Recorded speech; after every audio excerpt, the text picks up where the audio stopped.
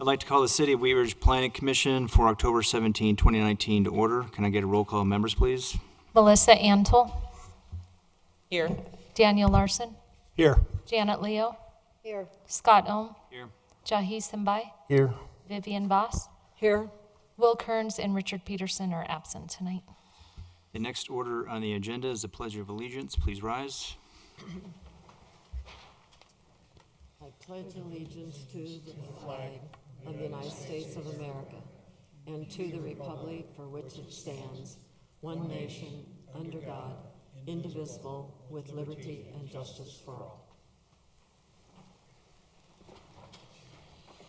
Is there a motion to approve the order of the agenda? So moved. Can I get a second? Second. Are there any additions or corrections to the agenda? Call for vote.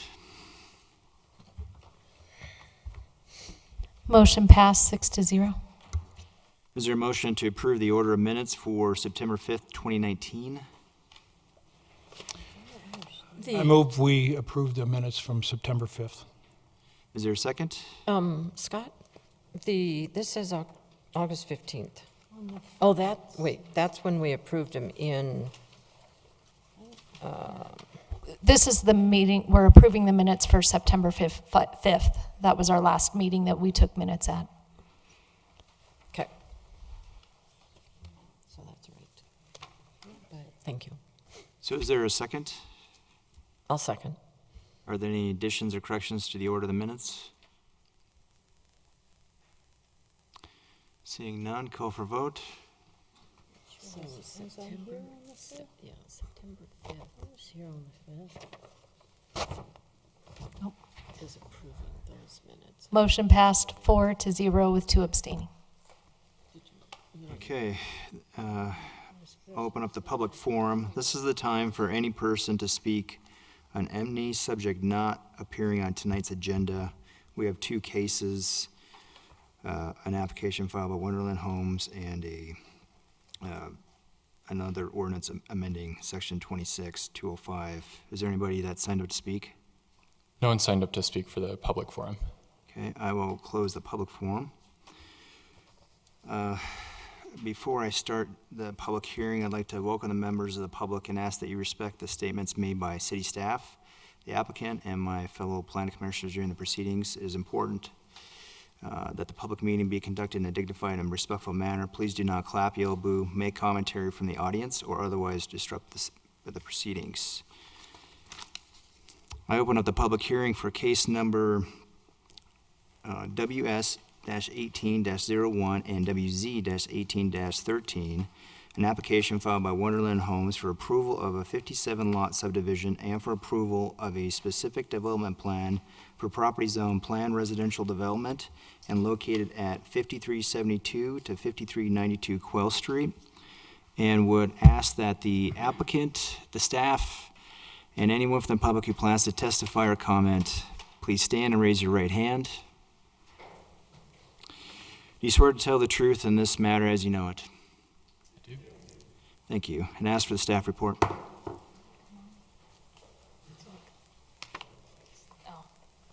Can we have the lights turned down, please? Hi, I'm Scott Cutler. I'm a planner with the City of Wheat Ridge Community Development Department, and we're here to hear case numbers WZ-1813 and WS-1801, which is approval of a specific development plan with a major subdivision. I'd like to enter into the public record the contents of the case file, the subdivision regulations, the zoning ordinance, and this digital presentation. The properties within the City of Wheat Ridge and all appropriate notification and posting requirements have been met. Therefore, Planning Commission has jurisdiction to hear the case. So noted. This is a 2018 aerial view of the property. The specific development plan property is outlined in red on the map, and then the subdivision boundary is shaded in purple. It's a little bit larger. It's surrounded by the city of Arvada on 3 sides, and then there's 2 agricultural lots to the south, and then Quail Ridge Estates is the development further to the south in Wheat Ridge. It's just north of Ridge Road and about half a mile from the Wheat Ridge Ward transit station. This is the zoning map. The site is zoned planned residential development, which was approved by City Council in 2018 with an outline development plan. And the properties to the south are zoned A1, including the property which is included in the subdivision boundary. And then further to the south is also zoned PRD, which is the Quail Ridge Estates subdivision. So at this point, the zoning and the outline development plan has been approved by City Council. That was done in April of 2018. That established the permitted uses for the site, the layout, the development standards, which includes heights, setbacks, and density for the site. Tonight, we're looking at the specific development plan, which is a detailed site plan, landscape plan, and building elevations, and the document is designed to demonstrate conformance with the already approved zoning. The subdivision creates lots, tracts, easements, alleys, and the public streets as part of the development. And Planning Commission is the final reviewer of the specific development plan. The subdivision goes on to City Council for final review. So the proposed conditions for the site are in compliance with the outline development plan. What that means for this specific project is 42 for-sale townhomes across 10 buildings. There'll be 3 stories with pitched roofs, and then they're all alley loaded. There will also be 14 single-family homes that surround the north and east side of the site. Those will be 2 stories. There are also 6 tracts, which are all commonly maintained by the HOA. That includes open space, drainage, and alleyways, plus some utility easements. And there are also going to be some public streets created as part of this development, 53rd Avenue, 53rd Drive, and Pearson Court. The approved ODP is provided in the staff report for reference, and you can see that nothing has changed regarding the site layout, density, or other standards. The SDP is the second step in the process, the purpose of which is to review the site for compliance with the ODP. This is a map of the SDP, and the SDP is also provided in the staff report. It consists of 12 pages, and this plan is shown on page 2. It goes into greater detail, but I'll describe some of the features. Like I said earlier, that L shape in orange are the single-family homes. They wrap the site and buffer it from the existing single-family homes to the north and east. And then the townhome area is shown in purple. For context, Haskins Station in the city of Arvada is located on the west, so on the west side of Quail Street, as you can see in the map. And that will have a variety of home types, including townhomes, apartments, duplexes, and single-family homes. Each townhome is alley loaded, and the front doors will face landscaped areas or the public streets. And the site will connect to 54th Avenue and Ridge Road via Quail Street.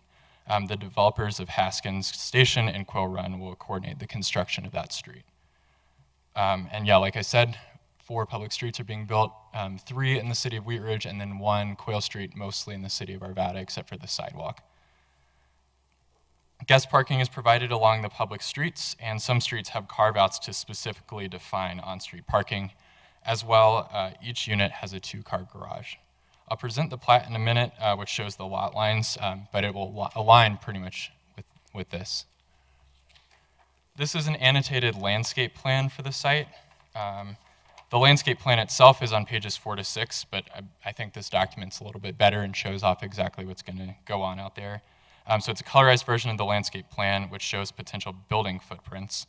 And a feature is tract A and B, which are located at the center of the screen. That's a landscaped paseo, which connects Quail Street to Pearson Court. And this provides an amenity and common space for the townhome residents. The detention pond, which is the drainage facility, it will be located in the southeast corner and is also landscaped. And then the single-family detached homeowners will be responsible for landscaping in their rear yards. Townhome area has approximately 30% landscape coverage, which is required by the ODP. And then fencing will be located along 54th Avenue. No access from this development. Each home will only have access to 53rd Drive, not also 54th. These are some elevations for the buildings showing the proposed architecture. These are on pages 7 to 12 of the SDP. So on the left side of the screen are the single-family homes. They'll all be 2 stories with a 2-car garage. There are 6 types of house with 3 floor plans, and 3 of those are shown here. And a variety of materials are being provided with traditional architecture. And these facades have to add up to a 30% masonry requirement. But some homes will have 0, and others will have close to 100%. And then the townhome buildings will either be 4 or 5 units. You can see both the 4-plex and 5-plex. Garage are located behind. And then side elevations facing public streets will be enhanced with additional windows, masonry, and roof details.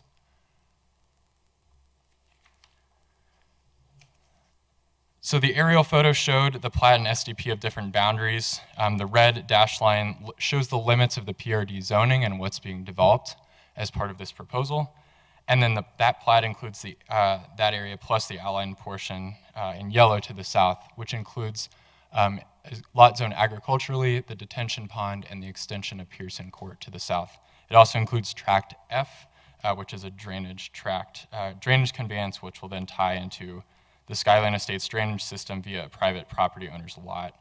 They've actually signed an agreement, which was reviewed and approved by Public Works, as have all drainage and civil documents for this site. So at this point, all civil documents have been approved, the drainage plan has been approved, and that the plat boundary is only different in order to plat Pearson Court and then that drainage tract that's required for the development.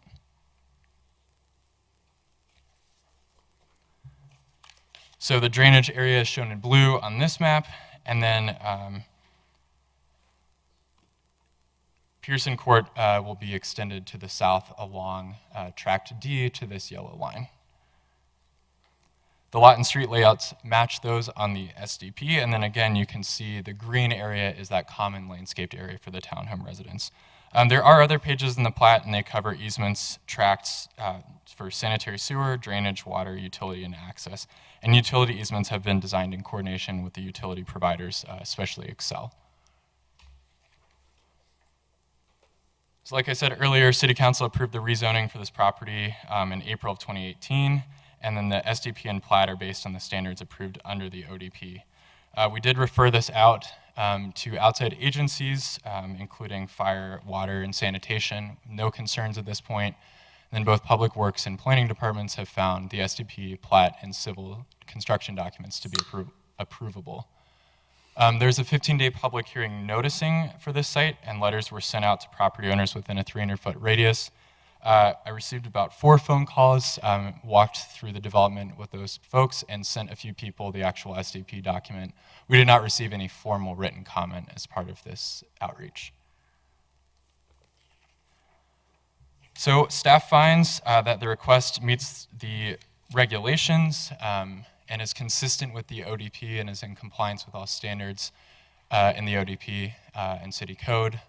The SDP is consistent with the purpose of a planned development, and all agencies conserve the property, so we are recommending approval of this specific development plan. And as well with the plat, we find that it complies with the standards of the subdivision regulations, results in a logical lot layout, and all agencies conserve the property. In this instance, Planning Commission will make a recommendation on the plat for which City Council is the final deciding body, and that's because it's a major subdivision with more than 6 lots. For all those reasons, we're recommending approval of both requests. There are recommended conditions of approval in the staff report, and 2 motions will be required, first for the SDP and then for the plat, because they're 2 separate cases with 2 separate recommendations. I also have an additional condition we are recommending for the plat, which we can distribute when that time comes, and I'd be happy to go over that with you if you have any questions. The applicant and property owner are also here and have a short presentation prepared. Thanks. Thank you. Commissioner Antle?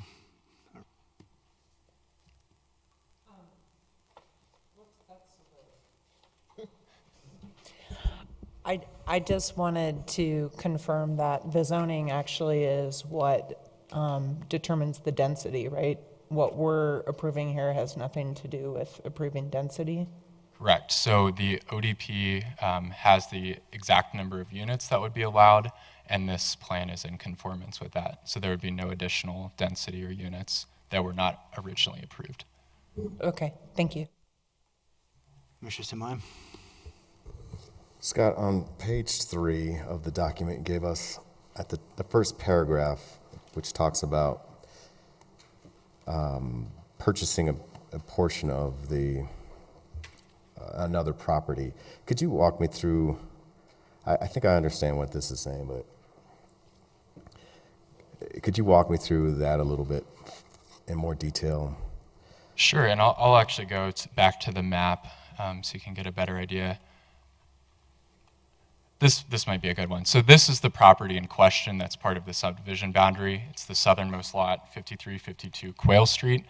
And in order to get the drainage to work as part of this transaction and the plat, this property owner will retain this portion of their property, and then the rear portion of their property will then be owned partially by the city. The Pearson Court extension will be transferred to the city as right-of-way, and then this tract, the water basin, will be transferred to the HOA ownership as part of the development. So this lot's getting smaller. It's still in compliance with the A1 standards because it's still over an acre. But as part of the development, the plat will redo the lot boundaries. Thank you. A couple of other quick questions.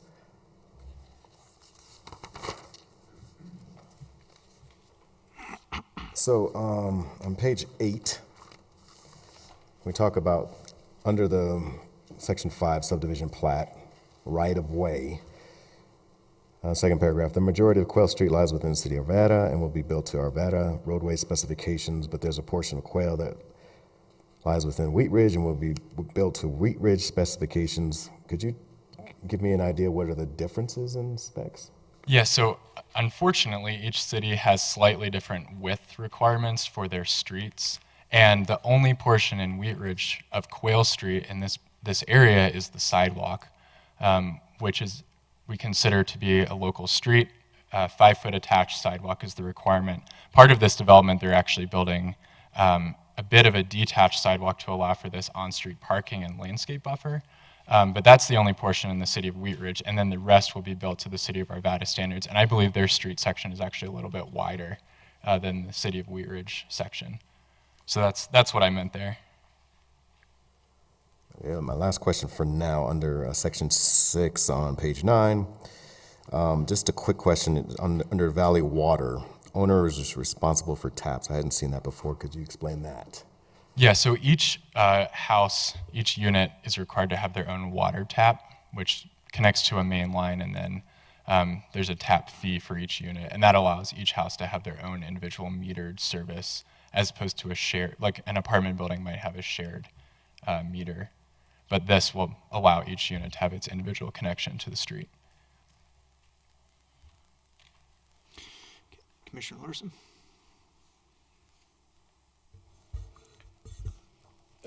Scott, I'm still a little puzzled about Pearson Court. What we're looking at here does not indicate that Pearson Court extends all the way to Ridge. Is that correct? That is, yeah, let me pull up the plat. So the right-of-way itself will extend all the way, but as part of the civil documents, I believe it does terminate a little bit before, but the city will actually own all of the land all the way to the southern property line. And if there's, a site redevelops in the future, that will allow a connection to Pearson Street, so that lot would have access. But at this point, I don't want to say temporary versus permanent, but that's the way this development would be built if it moves forward. So the right-of-way that the city holds now for Pearson ends at that southern line. The city doesn't own that land currently as right-of-way. The plat would actually dedicate Pearson Court as a public street, as it would dedicate 53rd Place and 53rd Drive. So if the plat is approved, then all of these streets will become public streets that then the city would own down to that southern property line. And if the southern property is redeveloped, an additional right-of-way would have to be established with that property? It would. So if you look at this map, for example, Pearson Court would be built to about here. And if in the future, if these properties redevelop, Pearson Court could connect in some form or fashion through this lot to allow for these units or homes or whatever to get access. But there's no plans or anything like that at this time. Okay, thank you. Commissioner Voss? I do have a couple. Are the utilities underground? Did we talk about that? I don't believe there are any existing utilities there, but yeah, they would all be underground. Okay, lights and, Right. yeah. And then one of these pictures, so to the question on Pearson Court dead ends there, the traffic flow would be, where's the in and the out? I'm seeing some lines, so I'm not sure if that's, so West 53rd Drive will go out to the west, and West 53rd Place will go out to the west, Correct. and then they all have to go up north to West 54th Avenue? No, so the Quail Street will be built from 54th Avenue to Ridge Road as part of the larger Haskins Station development. And so there will actually be a connection on Quail to the south as well. So they could go either north or Correct. south, but that's the only road. And so I guess if everybody's leaving for their 8 a.m. job, that's some congestion that's going to build up there on, what's at 54th? Has it got a light? 54th connects to the east. Zoom out a little bit. So you've got 54th connecting to the east, and as part of Haskins Stations, 54 will also connect to the west and then south to Ridge Road. How soon is 54th Avenue to the west connection? Because there's nothing on here now. The applicant may be able to answer that better. I'm not sure the timing of that development because Oh, it's okay. not in the city of Wheat Ridge. Okay. So they would go north on Quail to 54th, and at this time, they'd have to go east. Correct. And then- or when Quail is built to the south, and that will all be done Right. at the same And time. that goes to Ridge, and then on Ridge, they can go east or west. Right. Okay. And so do we have traffic issues here when these are all built out? I can let Jordan respond to that, but traffic study was done as part of, a trip generation report was done as part of the ODP, and no issues came up during then, and that was for the same number of units. Okay. And then I thought I read where there were parkland fees, Yes. but you didn't mention it that I heard anyway. I just wanted to reiterate there are parkland fees in lieu of. That's correct. Yeah, it'd be about $2,500 per unit. What is that? If you can go back to the picture where the landscaping is shown. Yeah, so right there on Quail, is that C? And then another picture showed a little bit of open land on the Pearson Court. Are those not sufficient for parkland? Those wouldn't be city parks, but they're park-like amenities that are Okay. used by the residents. So they're considered open space, but they're not public parks owned by the city. Okay, so that is my lost thought on that is when you're talking fees in lieu of parks, you're talking about publicly or city-owned parks. Correct. And most of these developments are never going to have city-owned parks within them. Correct. Except for the very largest, we will likely not see a city park in something of this scale. Okay, thank you. Commissioner Leo? I have a couple questions. On sheet STV 3, under the development standards, it lists the minimum driveway length as 15 feet. What is the typical city standard parking stall length? That is 18 feet. Are there any concerns? I mean, I'm not sure what to make of the 15-foot. I mean, honestly, my Outback is 16 feet, and Yeah. I've never been confident to pull the nose of my car right to the garage, which means I'm probably going to I would overhang that sidewalk probably by 2 feet. Maybe it's ahead of its time where all the vehicles are smaller, which would be a good thing. But I do have some concerns over vehicle overhang. I know there is on-street parking, correct? There is on both sides of that 53rd Drive, Pearson, and 53rd. Okay. Quail. If the commission was to approve the, I'm sure staff has worked on that driveway length, but if if commission were to approve that and city council were to approve it, I guess would that potentially be a code enforcement if people had a vehicle that is probably over 14 feet in length, I would guess, because they're not going to nose right up to the garage. You'd worry about breaking in. As far as blocking sidewalks, you mean? Yeah, the sidewalk has to be able to be walkable, by, wheelchair. There has to be at least, a 3-foot clear path for ADA accessible. How wide is the sidewalk? 5 foot probably? Yeah, these are all 5-foot sidewalks. Okay.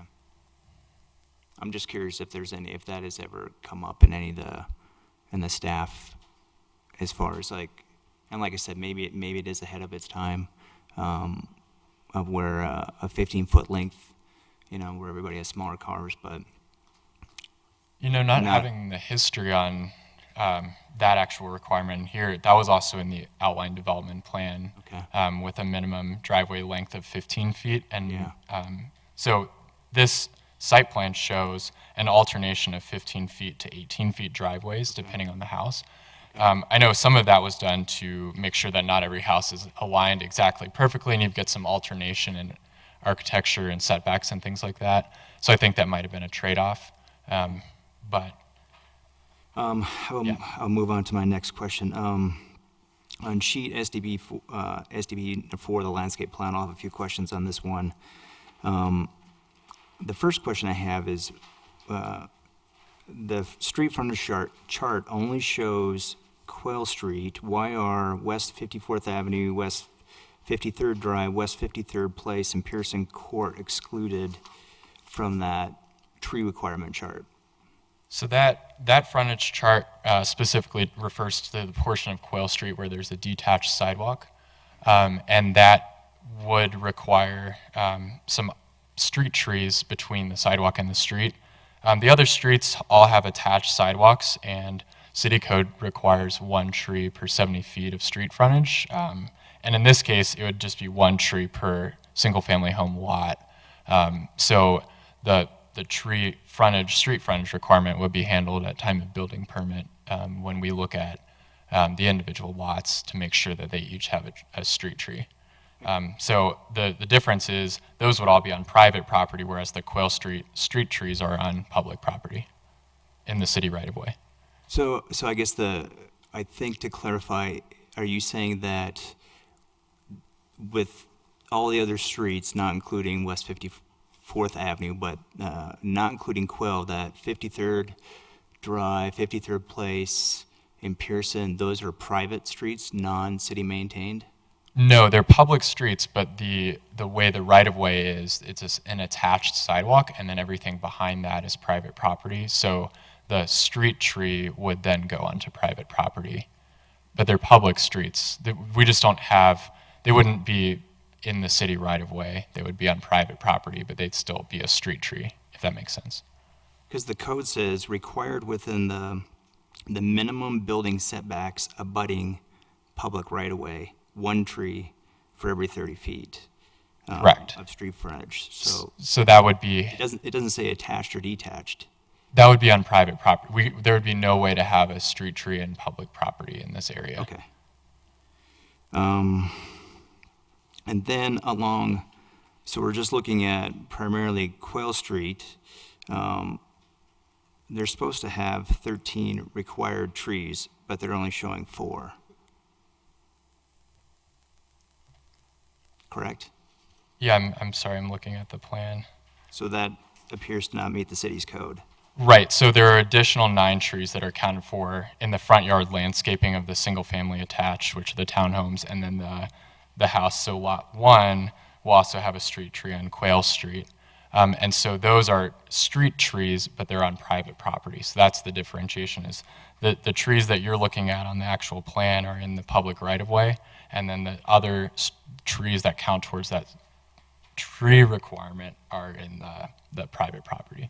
Those appear to not be showing on the SDP plan. Correct, and they don't need to be, just as they wouldn't be if we were looking at single-family lots. So we're supposed to approve a plan that doesn't show what's supposed to be required?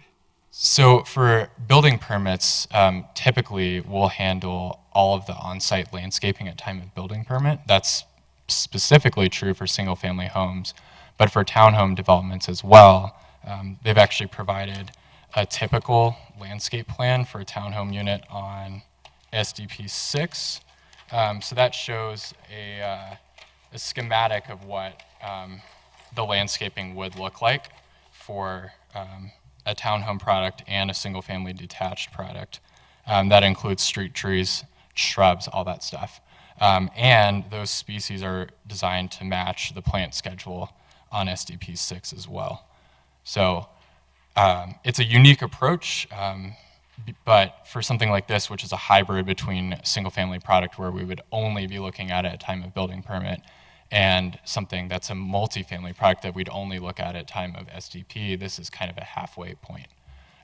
So we would be required at time of building permit to hold the developers to the typical schematic, as well as all of the trees that are included on the landscape plan. I'll move on to the next question, thank you.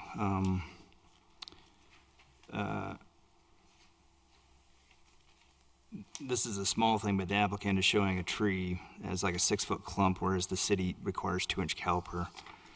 That's a minor correction. And then in the detention pond, my understanding is that trees are usually not allowed in the detention pond because it causes maintenance issues. Is Public Works approving of the trees in the detention pond, or are these trees above the high water mark? Jordan, do you want to respond to that one? Yeah, it looks like these trees would be well out of the high water, 100-year water surface elevation. Okay, thank you. And then on SDP sheet 8.1 and 8.2, could you just kind of go over, it's showing the dimensions for the city's 35-foot max height appears to be at the midpoint, not the top of the roof. Could you explain that? Yeah, that's correct. So the city of Wheat Ridge measures building height to the midpoint of a pitched roof. And in this case, all of these developments, all the townhomes are 35 feet to the midpoint of the roof. So the pitched part, taller part, could be slightly above, and that would meet city code. So how do you know how high the midpoint goes above that 35 feet height, just out of curiosity? It's going to depend on the building, just because there's some slope on the site, so I don't have an exact figure. I can ask the applicant on that one. Okay. And then on the on sheet 2, 3, and 4, the final plat, I noticed that track Q shows it as being dedicated to the city of Aurora. I assume that this is an error. Yes, that should say City of Arvada. Okay. I have no further questions. Do any Good eyes. have questions? Yes, go ahead, Commissioner Larson. Scott, this has to do with something that hasn't happened yet, but we see that there is a fairly dense future development called Haskins Station directly across Quail. And I realize it may be a bit early, but will those houses that back up to Quail, will their entrance be off of Quail, or will there be a fence there? That might be a better question for the applicant. Based on looking at the plat for that development, there are also alley-loaded units that will face Quail Street, basically mirroring what's on the Wheat Ridge side. And it gets to the parking issue again. And if there's, well, okay, we'll talk to the applicant about that one. Okay. Well, and I actually had a question about the same thing, is if you had any information on how many units that future development is? I don't have the exact number. I know it's a very substantial size lot. How many acres is it? They might know. I'm really not sure. It's Right. multiple times larger than this development. And we don't know if it's single family, multifamily? It's a variety. So there's single family, townhomes, duplexes, and I believe potentially multifamily as well. Okay, I'll see if we can ask the applicant that too. Thank you. Any other questions for staff? Okay, thank you. We would like to now hear from the applicant. If the applicant could come forward and state your name and address.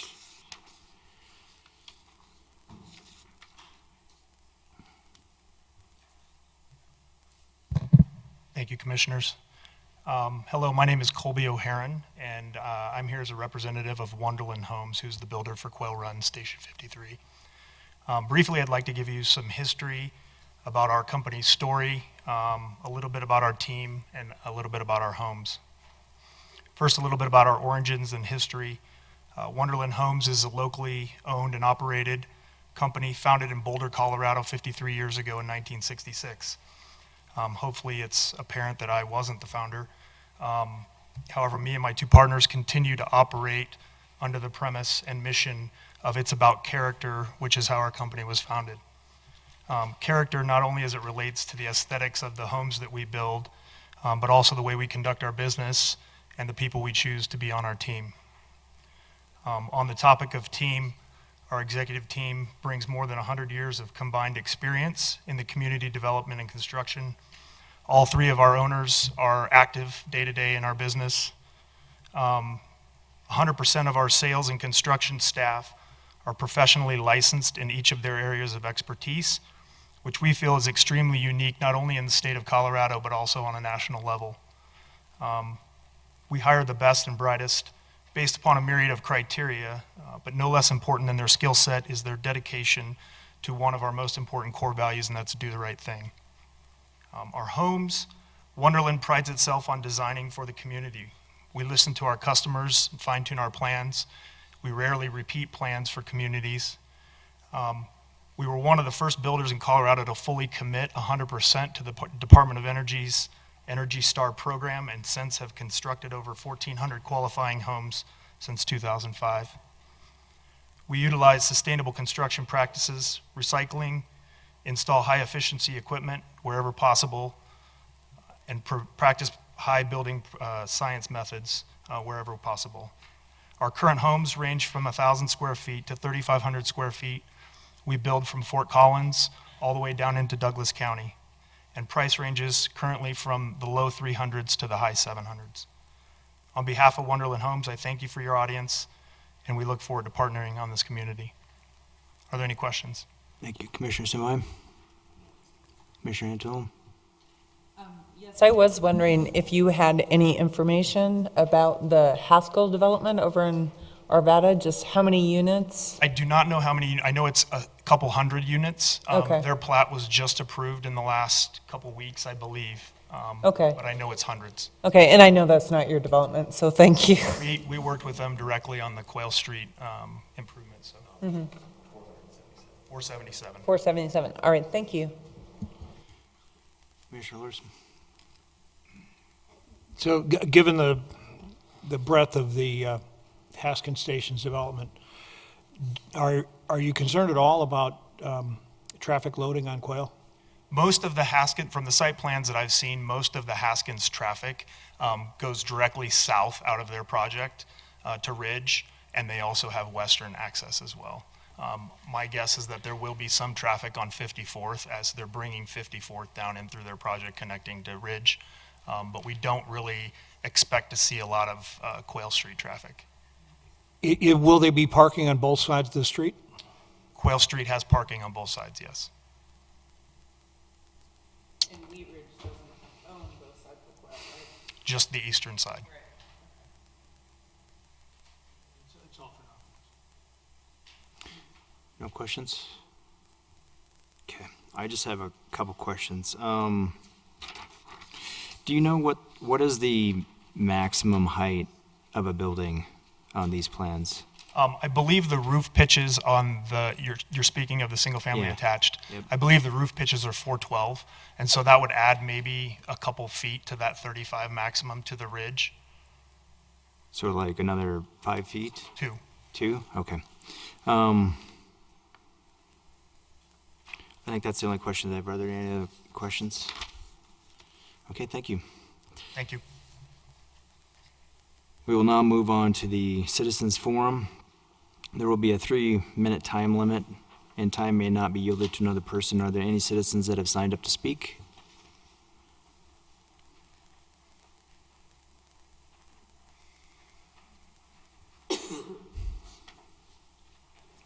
Okay, it looks like there's 4 people who have signed up. We'll start with Ken Fay. Please state your name and address. Thank you, Commissioners. Ken Fay, 5393 Parfait Street, Arvada. So I sit on the top lot, adjoining the top right corner of the development there. So I just have 3 things. I'm a little concerned about the development being approved prior to Arvada really building Quail Street. I don't see how that would be really workable, and if there's no way in and out, I'm concerned about how construction would happen without a street. Number 2, when I look at the landscaping, I'm concerned about it might be a little inadequate for the density, and I understand that it might meet the code, but it looks like we're counting the water retention pond as one of the largest pieces of landscaping, and that probably isn't really usable. I understand it serves a purpose for utility, but it's not really an open space people can use because there's water in there, or it may be unsafe for people to actually play in. And my last concern is parking.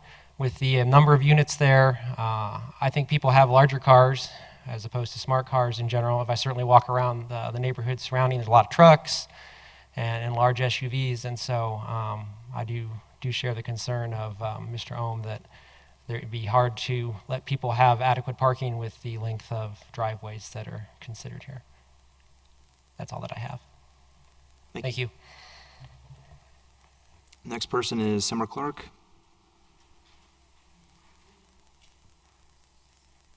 If you could state your name and address, please. Summer Clark, 5392 Quail Street in Wheat Ridge. Good evening, Commissioners. My family's estate, and this is just a little history for some who haven't heard it before, but my family's estate has been fondly called the farm, as for more than 50 years my family lived and grew up there along with a variety of farm animals. And for decades my family's estate near the ridge overlooking Arvada was surrounded by more than 100 acres of open space that we loved, explored, and played on until Rainbow Ridge was developed in the early 1980s, followed by Skyline Estates, which was developed by Melody Homes beginning in early 2000. Now Skyline Estates borders north and east of Quail Run. In the late 1990s, Melody Homes approached my family with their proposal to build Skyline Estates. My family agreed to oblige Melody Homes and gave them an easement vacation they needed in making their development north of our family farm to succeed. We looked at the developing community as a whole and not at our personal desire to keep the beauty of the ridge for ourselves. In more recent years, we have come to realize that there comes a time when the farm lifestyle in suburbia becomes obsolescent. This realization brought us to consider a solution to appease our neighbors' frustrations about our old farm aesthetics and noisy animals, while improving our neighborhood through the creation of a development to replace a dead-end peninsula area in Wheat Ridge with a fluent new housing plan, with neighborhood harmony in mind, and with thoughtful design and sculptured natural beauty. On a wider scale, this new plan was designed to complementarily match Wheat Ridge's master plan surrounding the Ward Station vision. Quail Run will open the area with fresh, new, and beautifully designed housing that will aesthetically enhance and exponentially add value to the neighborhoods, both present and future, that surround it. We chose to work with Wonderland Homes, a homegrown, exclusive Colorado home builder, to develop Quail Run because we have seen the planning and design of their projects principally directed at the functional aesthetic use and preservation of the lands they have developed, creating functional open spaces for their communities to enjoy. We hold strongly to the same values they do, which we believe will be a beautiful enhancement to the community and a new legacy for our properties.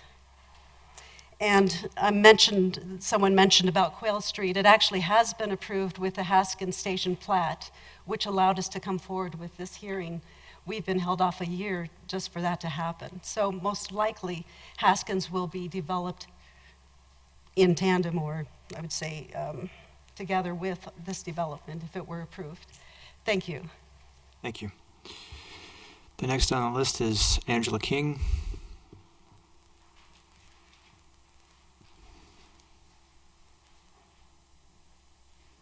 Thank you, Commissioners. Angela King, I live at 5353 Parfait Street, which is directly behind the detention pond on the design there. So I share some of the same concerns. I have some concerns about the detention pond and whether or not, it sounds like it's been approved by the city because of the agreement with the private homeowner, but I'm not sure if any of that was approved by our HOA.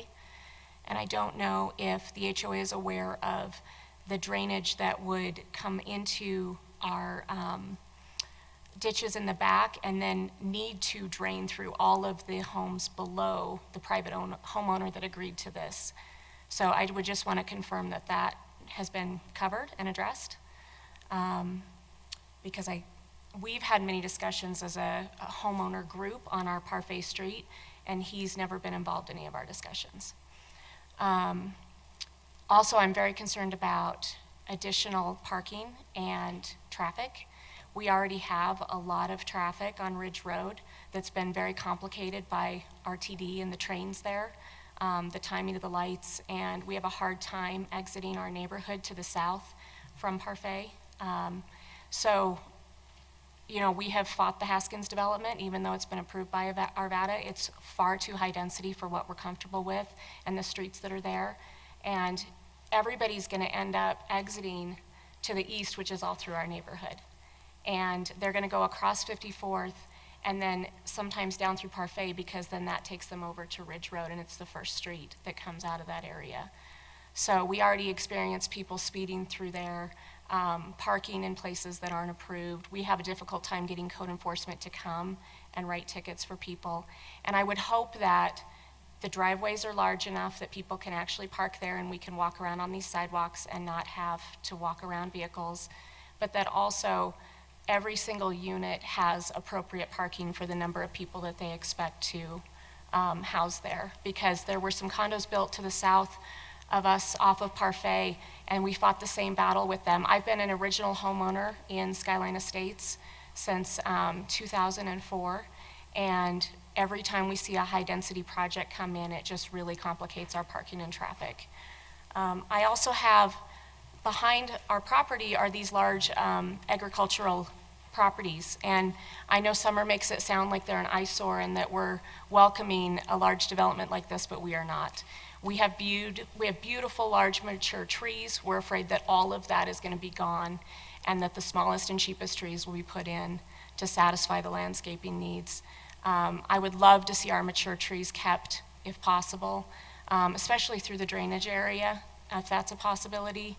You know, we're going to lose a lot of our privacy and our quality of life with this project by having all of these high-density homes put in behind our properties.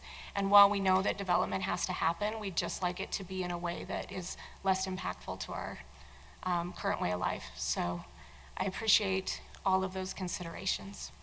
Thank you. And then the last one on the list is Bernie Ames.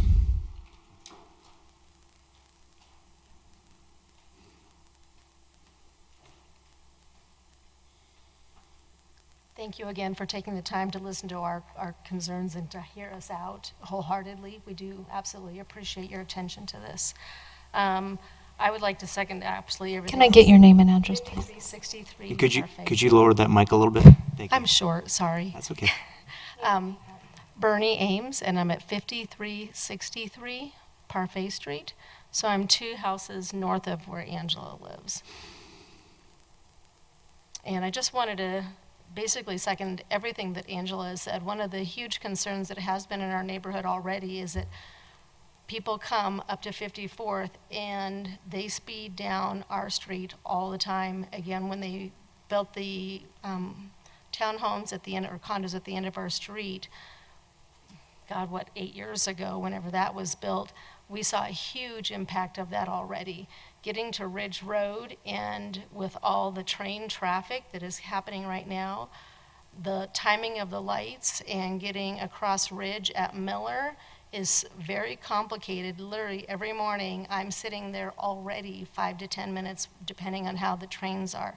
In my opinion, this area is nowhere near designed and set up to manage this kind of high density that we're talking about. I agree, I love our open space. I have never considered the barns in that property an eyesore in any way. I can say that for myself. I know it's going to change, and I can appreciate that. But what I also appreciate is that the height of the houses, the density, the fact that there isn't enough parking, which means that people will be on the street. Even in our neighborhood, there's oftentimes not enough parking, and we have Arvada does allow much wider streets than Wheat Ridge does. That complicates things, and then you have not enough parking, and for cars not to have to be on the sidewalk is a concern as well. So overall, again, I'm concerned about the drainage, because that drainage goes from north to south, and I can tell you the people at the end of our block already, all the silt, all the stuff that comes through there ends at the end of their street, and I'm not sure how that's going to be impacted with this whole property design and the retention pond and how that is impactful there. Again, I understand it's going to change, but you can look at one of the designs, and literally the footprint of each of these properties is much smaller than what ours are. I don't feel like it's in line. I feel like it's lesser than, and I would like it to be more similar to what we already have in Skyline Estates. So, thank you for your time. Thank you. Is there anybody else in the audience that wishes to speak? Seeing none, I will close the citizens forum. Okay, there's a couple questions here. Let's start with the roads. There's concerns about construction, what roads are built or going to be soon be built. I guess probably Quail. Yeah, I can start with that. So we, as approval of this specific development plan or the plat, that doesn't mean that they can just immediately start construction. We actually have a requirement that if this project is approved as part of the subdivision improvement agreement, that Quail Street is completely built prior to issuance of building permits for any of the units. And that allows a connection to 54th Avenue and also to the south, so that there's some assurances there. We would never allow construction to just start without a connection to a street. Thank you. And then the next one, let's go into parking. They talked about length of drives and then just parking in general, if there's adequate parking for the project. Sure. So the plans do require each unit to have a 2-car garage, and then there's on-street parking on both sides of Pearson Court, both sides of 53rd Drive, the north side of 53rd Place, and both sides of Quail Street, which is actually well more than we would require under city code. And you also have some of the driveways, which are 18 feet by 18 feet wide, which would allow for 1, maybe 2 smaller cars to park on there. Yes, some of the driveways are undersized, but that is made up for by the fact that there's on-street parking on both sides on Pearson, all the way down to the south, even towards the detention pond, as well as 53rd Drive and 53rd Place. And then we had one that mentioned traffic on Parfait as far as circulation pattern. So Quail Street is also proposed to connect south to Ridge Road, which is another access route which would potentially alleviate some of the pressures on Parfait Street. That's really all I can add. I don't know if anyone else on our team has any comments. That construction is dependent on Arvada's schedule, going further south to connect?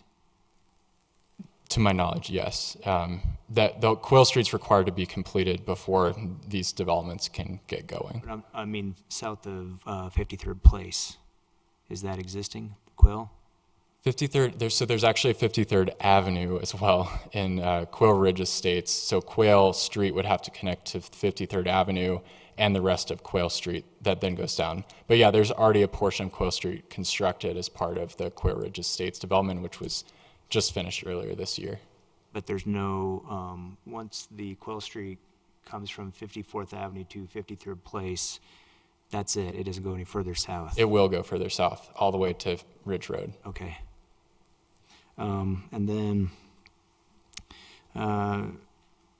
there's a comment about how the detention is considered open space by the city. The So landscaping. I don't know if it actually is for this development. With single-family homes, there's a minimum requirement of open space per lot, and then the townhome portion is required to be at least 30% landscaped. When you include that central park area and then all the areas around the townhomes, I believe it's well over 30%. The applicant has that exact figure. I don't have that with me. But all of these are in excess of code requirements. And then the next items are going to be about detention. So maybe we could briefly chat about how existing trees impact detention.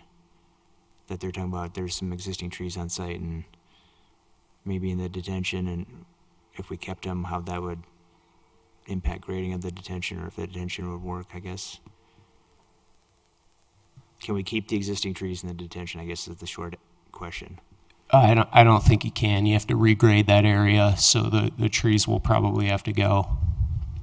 Okay, and then the other questions were about the detention draining. So when it drains, is that going to impact neighboring properties? No, the grading won't impact the adjacent properties. Just to add on the detention basin, we made them oversize it. So typically you would have a 1 foot freeboard, which is the elevation from the top of the basin to your high water elevation. We required 2 feet of freeboard in this case, just to make sure that it has plenty of capacity. There won't be any issues. So when I don't know if that was the answer they're looking for, but I think it's more when they're wondering when that detention pond is filled up and that water is percolating through the soil, will that affect the neighboring properties? No, it won't. And I think Travis had something to add maybe on the detention. Thank you. Hi, my name is Travis Frazier. I'm a civil engineer with Redland, 1500 West Canal Court, Littleton, Colorado, 80120. And we did the civil engineering for the project. Regarding the detention pond is sized in conformance with the Skyline the drainage report that was prepared with Skyline Estates. And so that drainage report assumed a certain amount of historic flow coming from this property onto the drainage track in the rear there. And so our detention pond is designed to release at that historic rate. So there should be no negative impacts downstream from our facility. So that's kind of the attempt, that's how we designed it.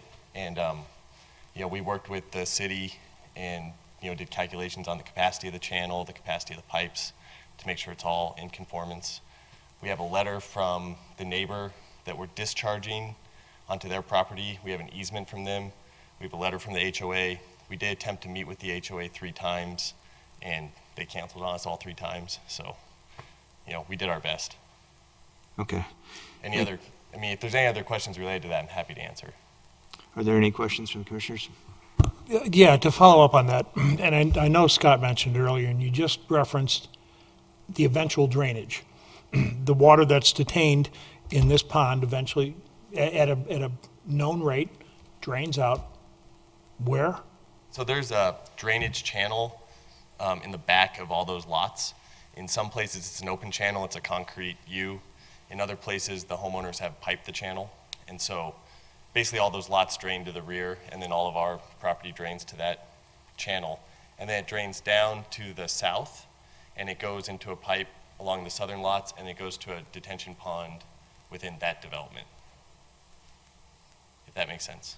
No, it does, and I appreciate that. The So you've calculated for a large storm event that the water that flows down to the downstream detention pond is adequate? Correct. Yeah, so we're releasing that, we're reducing the flows from our site to make sure we're not negatively impacting the downstream infrastructure. And do you happen to know where the downstream detention pond drains into? It drains further to the east, and then I believe it goes underneath the railroad tracks. Because that whole area is a north to south slope, right? Yep, correct. And like I said, we work to be in conformance with the drainage report that was prepared with that subdivision.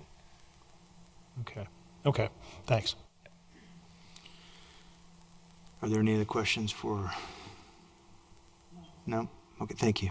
Yep, and then just one thing, in an interim condition, this Quail Street concern, we are proposing to build the full section of Quail Street adjacent to our property so traffic can function. And then we've been working really closely with Haskins Station on this joint Quail Street development and making sure everything's coordinated. And we end up with a complete road from 54th down to 53rd. So.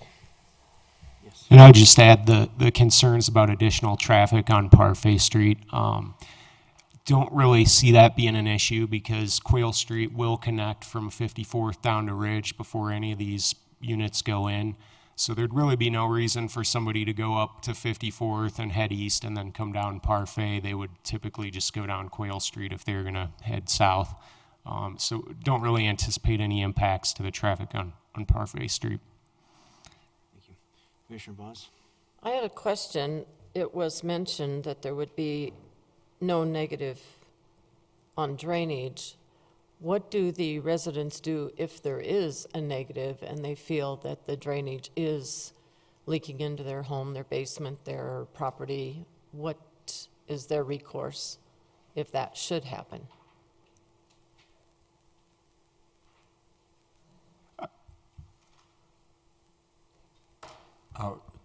It's a fair question, but I don't think we're in a position to answer that speculative future condition where something that we don't believe will happen, what the recourse would be. Okay, I'm just making sure the neighbors know if they have any options with future events that we none have control over. The detention basin actually is size large enough so it will actually reduce the flows that are currently happening. So the flows when the detention basin are in will be less than they are now. I think too, I'd like to add that there's an existing drainage easement down the rear of all those lots that exists for the purpose of conveying this flow. It's there to convey flow from those properties and per their drainage report from this property to the west. That's what the channel and the pipe is seeing in today. Okay, hopefully that helps the residents that are concerned about this. And then I had another question. There was a comment that every home is required with a two-car garage.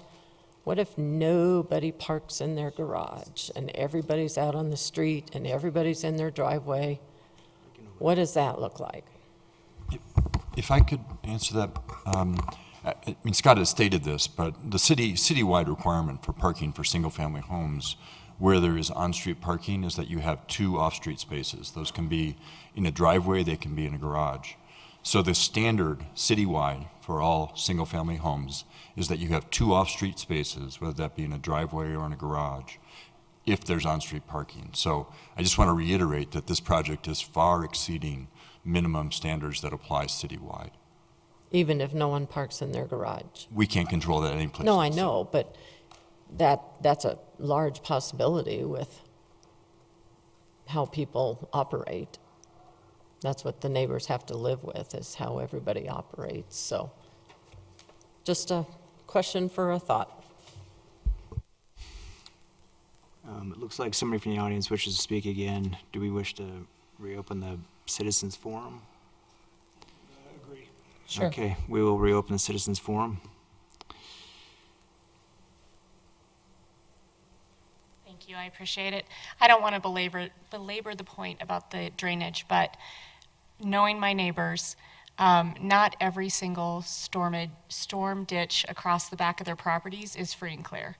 People who've chosen to cover them or fill them with rocks or do different things, I just want to make sure that every single person south of that point understands that water could be draining through there, and that if they haven't spoken with our HOA, which I know we can't control whether or not the HOA responds to them, but I don't feel we can proceed without HOA understanding and agreement on this point, because we already have issues with our drainage in that ditch, and they're assuming that we can just handle more water, but they're not getting agreement from all of the owners. And there's a good, 5 to 7 houses south of the owner who agreed to do this, and none of them are aware that he agreed to do that. So I see this as a major sticking point for us, and I appreciate you considering that. Thank you. I will now close the citizens forum. Perhaps we could have the applicant from Redland come up and just, in very general terms, explain kind of the process of, I understand the drainage report, the geotech report, and how, I guess, how you come to when you design the detention, as far as what the state, if the state allows drainage to change, or if you're able to add more water that flows, if you could just maybe. The variables for capacity. Yeah. So I just want to clarify something. It's not going to be more water. It's going to be less water. And there's an easement there that was put in specifically to handle any future development on this site, to convey the flows from this site. And if anyone were to go in there and disturb the channel, they aren't allowed to do that. That's an easement, so they would be in violation of that easement. But if it's currently handling the water, which it is, it will be able to handle the water from the developed site. So is the easement that is on the east of the subject property? It's in the backyards of the homes in the adjacent development, the Skyline Estates. Okay. So it's right along the property line. I think it's a 10-foot easement. Okay, thank you. Can I add to that question or clarification you're seeking from the applicant? Is maybe also talk about, to Jordan's point, about how much increased water flow might you expect, regardless of storm events, but when you develop a parcel? Like, are you seeing less permeable surfaces, which increases water flow? And maybe that's why they have a concern about how much capacity there is to take in more water? Yeah, definitely. So, obviously when you develop a site and you pave it and you add roofs, you're going to increase the impervious area. So there's less area for water to infiltrate into the ground, and that increases the runoff. So when you develop a site, inherently you're going to have more runoff from that property. That's why we construct detention ponds, because the detention ponds capture that water and they hold it, and they allow us to release that water at the historic rates. So that's the whole purpose of this pond, is to limit and basically create no negative downstream impacts, because we're releasing the water at the historic rate. A significant portion, if not all, this property today drains to the east. And so, during a rain event, all that water will find its way to the east and into that channel. And so our goal with this pond is to mimic that historic condition. So we're not going to be increasing the flow in that channel. We're going to be limiting to the historic rate that's there today, but we're going to be draining it through our detention pond.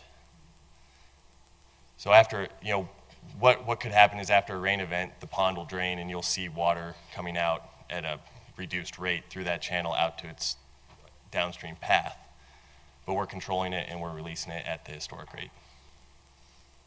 And, to their concern with sediment, it's also a water quality pond. So the pond is designed to function to reduce trash, oil, sand, anything that comes out of the streets in the neighborhood.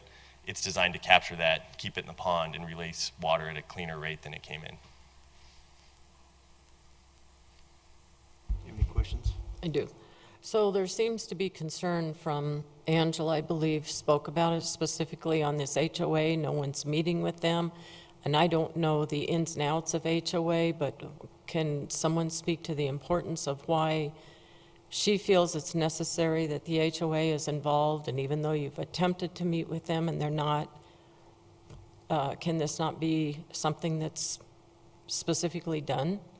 I mean, we've been coordinating with the property owner that the pond is directly adjacent to. We've been coordinating with the HOA. I know Summer's been involved in that for a couple years now as this project's developed. You know, we attempted to meet with them a few times and it was canceled on us every time. And so, you know, we attempted, we did our best. We've had open lines of communication. We've been open to working with them. We want to be good stewards. We want to be good neighbors. We want to have people support and buy in. We want to have them understand what's going on. That's our goal. And I believe maybe Summer has a, yep. Yeah, actually, it's been 3 years I've been working with the HOA, and we have had a few times where we tried to get the whole team to meet with their board, which they did cancel. But on the other hand, they gave us a letter that they approved all of the drainage and whatever went through. So we have a letter from the HOA with their approval of this drainage, so. Is that a letter you can share with the residents that are here tonight that are concerned? Yeah, there is, we, absolutely, yeah. I have the letter in my computer, I can, but also the city has the letter, I believe, as well. Yeah, I'm not so sure about sharing a letter on your computer with the Oh, residents okay. at this. But I think it is, you have the letter as well. We gave that to you a year ago. We have the letter from the private property owner who has, I guess, given the right to connect to that side, but I'm not aware of the other. There is a letter from the HOA as well that has shown approval from the board. So I know, we have a few different planners that have been working at this case since it's been some years working on it. So maybe last year with Meredith or with Zach, they may have had it, but we can make sure you get it again if you don't have it, so. Yes, Thank you. and at the very least, if we could have that before the city council hearing for record. Yeah, we can forward it this evening and after the hearing, sure. Yeah. Thank you. Any other? Any other questions? Okay, thank you. Are there any other questions for staff or the applicant from the commissioners?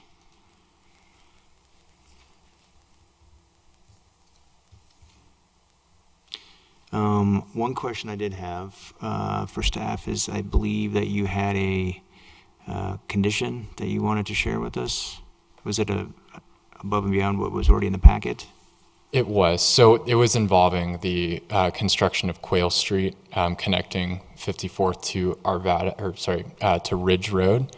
And that was basically just a condition to require the coordination between the Quail Run developers and the Haskins Station development to get Quail Street completed. Okay. I see it here now. Thank you.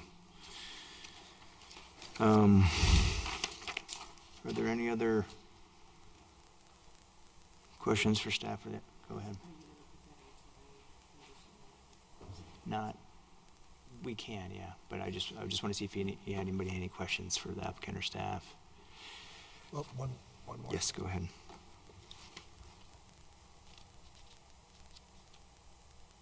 Go ahead. Scott, on this recommended additional condition, explain how or what a reconfiguration of the intersection would be. So it's not shown on this map, but when we were receiving public comment, we had a couple of concerns from the neighborhood to the south, Quail Ridge Estates, about the design of how Quail Street intersects with 53rd Avenue, which is the street to the south. There are three 53rds in this area. 53rd is the southernmost. 53rd Avenue is the southernmost 53rd. And it would intersect at an angle, and there were some concerns about the safety of that intersection. And as part of the Haskins Station development, they actually have a plan to redesign that intersection to allow for it, basically a T intersection as opposed to an offset intersection, which would be a safer condition. So we inserted that in the event that A, public comment came up tonight about that, so you'd be aware, but also just showing you that there's been a lot of coordination between the two developers in the event that both projects move forward about Quail Street's construction. One question I did have for staff is a possible condition for the lack of street trees, but the what the applicant is saying that they're, here's a typical, which is kind of an odd, I guess, kind of a gray area. I know sometimes we have things recorded, corrections stuff before city council. I assume there will be some type of, construction documents. So I don't know if we need to make a condition that states that the minimum quantity of trees along Quill Street should be met prior to a CO. If we should have something like that. And because right now the typicals are, who knows, there could be water, there's no utilities on this SDP, so you can have water, you can have sewer, you can have gas. Each one of those are going to require horizontal separation for the trees. And so although that might be a typical, the reality is you just may not be able to put the tree there. And so I really want some assurances that they are meeting the code. If the code says 13, then we shall have 13. And if that means we need to make a condition that says prior to the CO, then perhaps I just want to see what your thoughts are on crafting that condition. I think that's within your discretion. I would say, though, that we already review and are planning on tracking requirements such as that, the cumulative open space for the site and the masonry through the building permit process. And so the tree is something really easy to add to the chart of this unit provided 2 street trees, so we have 7 more to go. It's a pretty easy thing to keep track of at time of building permit.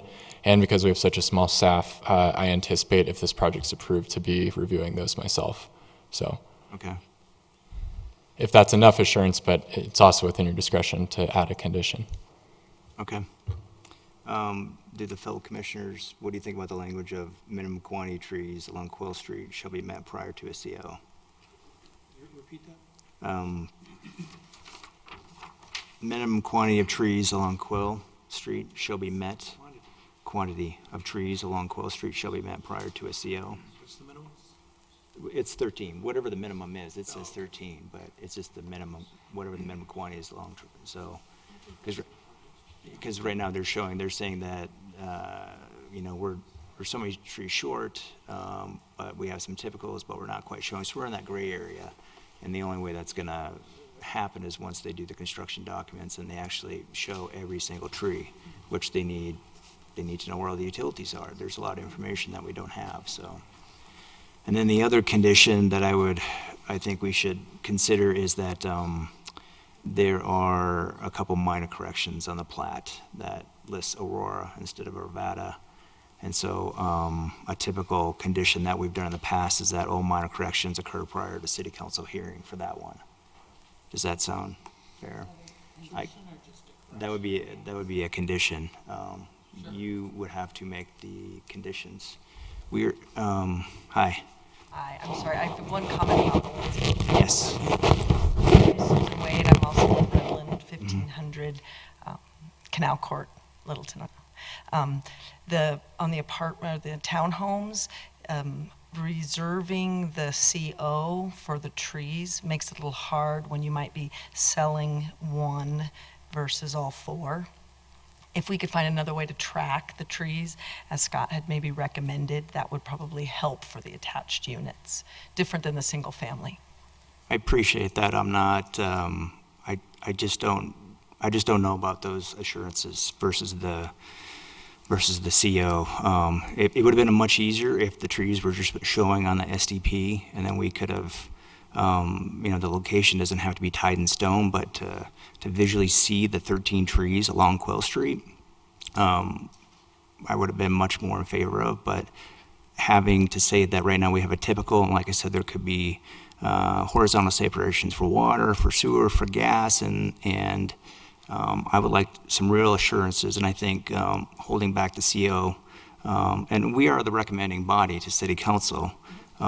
So between now and city council, if that condition, I'm sure the city council could, between staff and city council, maybe they make something other than what we proposed. But I feel pretty strongly about right now with the CO. I want to interrupt real quick. So the landscaping would actually need to be tied to the specific development plan which you're approving this evening, whereas the other conditions are tied to the plat.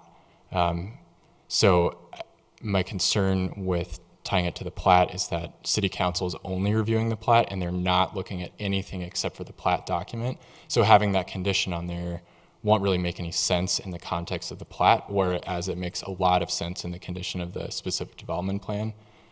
So that's that would be like condition 1 on the approval of the SDP. I would also say, to your point, we actually require landscaping is installed prior to CO anyway, and that's individual units. That doesn't mean you can't have someone close on the house, but you can't actually occupy a unit until the landscaping is completed. So that's a pretty standard practice in the city and would be kind of in line with what Commissioner Ohm is saying. So for these conditions, the first item up on this list is the specific development plan. And then the plat is really just, if we make the condition about the plat, is that the specific development plan, we would start with that one. Would we need the condition, would we need both of these two new conditions that I suggested on both of these, or just the one? What was the other condition? The other condition was just, it was really, the one was about the trees, and the other one was about the plat. There's error, it says City of Aurora, we need to have, that's a minor correction. That would be a condition on the plat, and the landscaping would be a condition on the specific development plan. Okay. And based on the timing of the plat, that correction would likely need to be made at print instead of prior to city council, given that we make it be prior to recordation? Correct. Okay.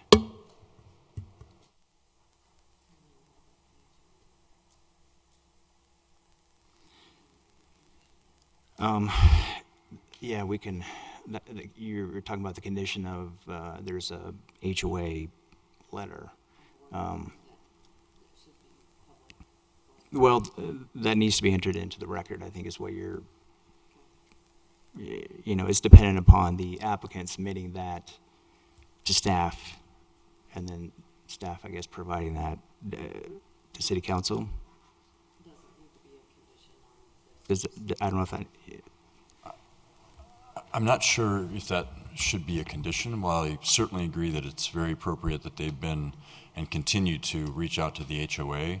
As Jordan noted, this is a platted drainage easement that, frankly, since the platting of Skyline Estates 15 or so years ago, was anticipated to be used for exactly this purpose. So I'm not sure that a formal approval from the HOA is required. So I wouldn't want to condition something that actually isn't required, particularly given that they at least have testified that they've struggled to get the HOA to sit down to a meeting. So we'll certainly try, at a staff level, we'll certainly track down that document that Summer indicated she has, but I'd just be hesitant to add it as a condition because I'm not sure it's legally required.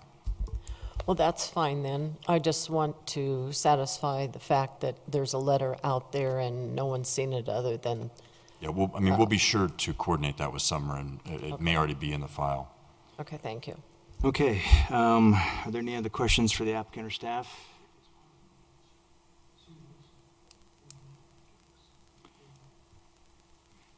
Okay, at this point, I would entertain a motion.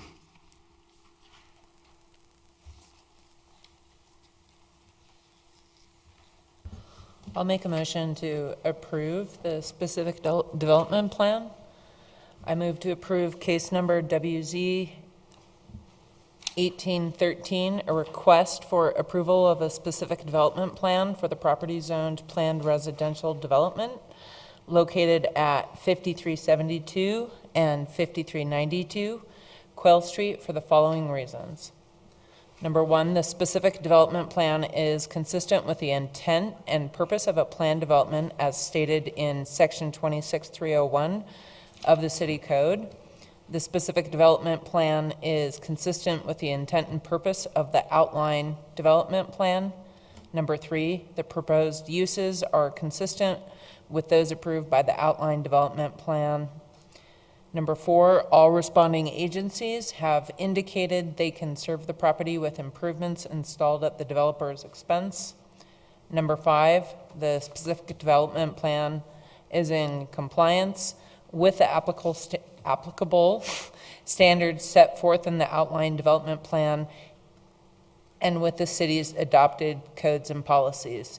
There is one condition, and that would be, as Scott was referencing, to ensure that the minimum, I think that one's part of the plat, Oh, the plat, okay, yeah. that the minimum quantity of trees are put in on Quail Street, and they meet the landscape requirements before a C of O is issued for the property. Is there a second? Second. Are there any other conditions to add? Any discussion? Call for a vote? I just want to say, this is definitely a difficult thing. I mean, we're Wheat Ridge, and we've got partners in Arvada, and this is, it's tough. But I think I appreciate what the developers are trying to do, and I hope that this turns out the best. I'll be voting in favor. I think that the conditions have been met.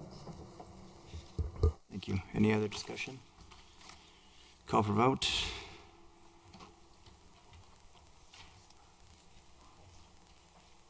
Motion passed 6-0. And it looks like the next motion is for the subdivision?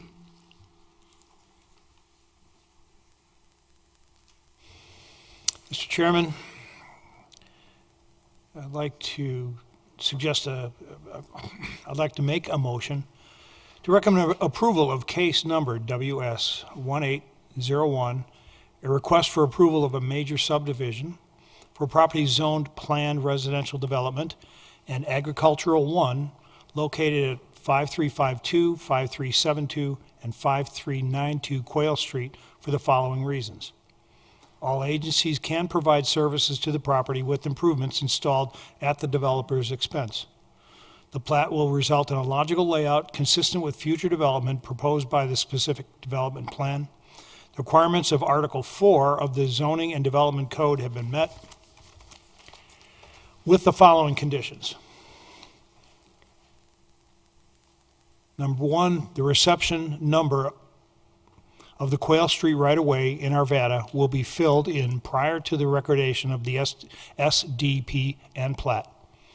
The developer shall enter into a subdivision improvement agreement and lot sale restriction covenant agreement prior to recordation of the subdivision plat.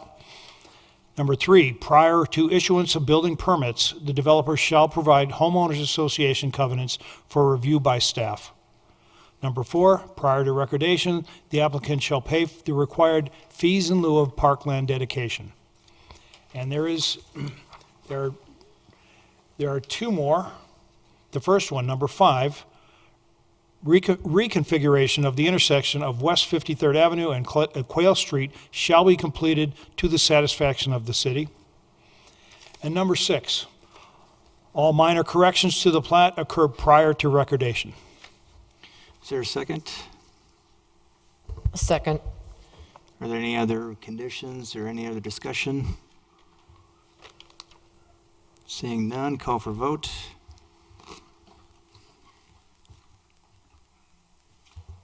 Motion carries 6-0. Thank you.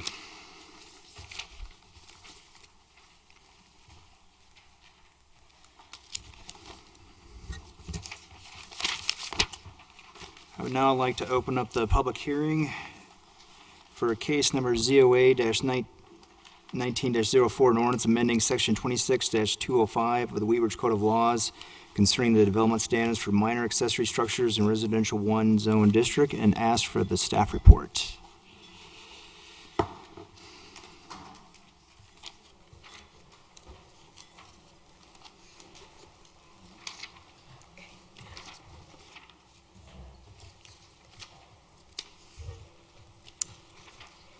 Sorry, I was just waiting for things to quiet down a little with people leaving.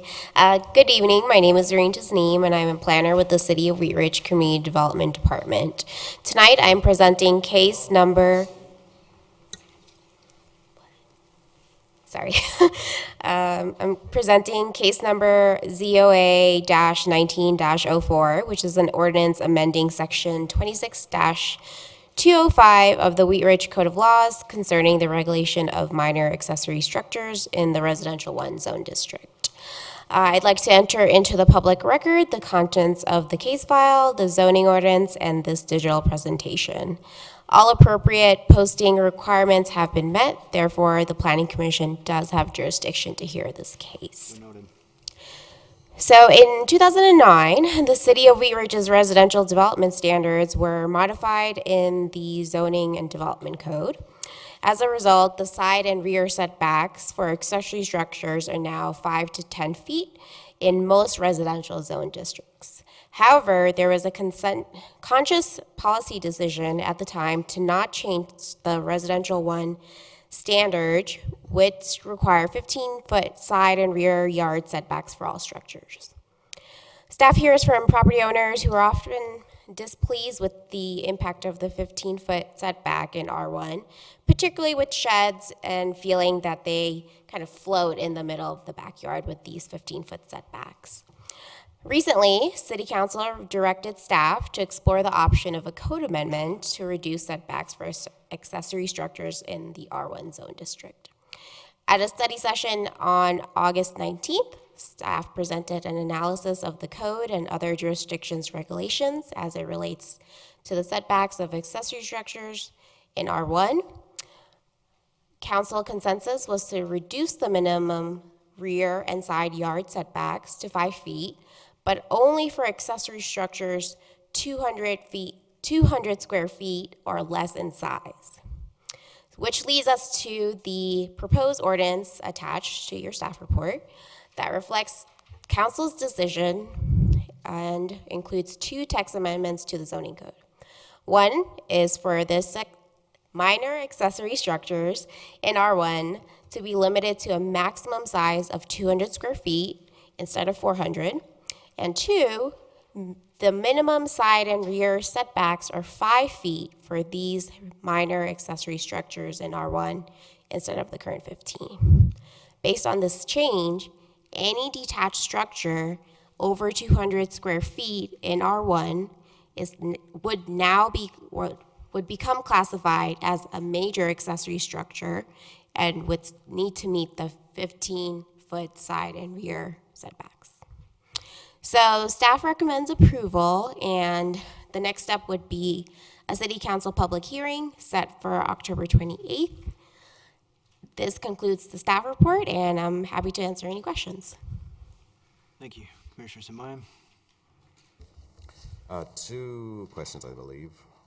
Zareen, it said in 10 years there were 160 or something requests for chain variance, and only 8 were granted. That's correct? Am I saying it right? 156. I don't know. I mean, do we need to change it? I mean, it doesn't seem like it's necessary. I mean, that's just. I guess it's not even a question. It's just a statement.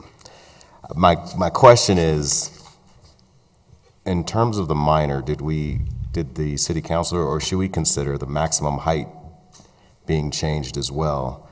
200 square feet and 10 foot is still a pretty big structure, and I make assumptions that the setback was for some reason, maybe based on the size, and so it's still big, and it's now closer to the street, and so maybe we should consider reducing the height requirement, or maximum height allowed. I guess I have 2 statements rather than questions. That's it. Thank you. Commissioner Anton? Well, I feel like this is pretty straightforward, but based on what you said, I do want to look back at if there were 56 applications and only 8 were processed. What's the reason for that? Sure. So we get the variance requests coming in is basically for all zone districts within the city relating to front setbacks or any other sort of fence height variation. So the variances are covering the whole city, all zone districts, everything.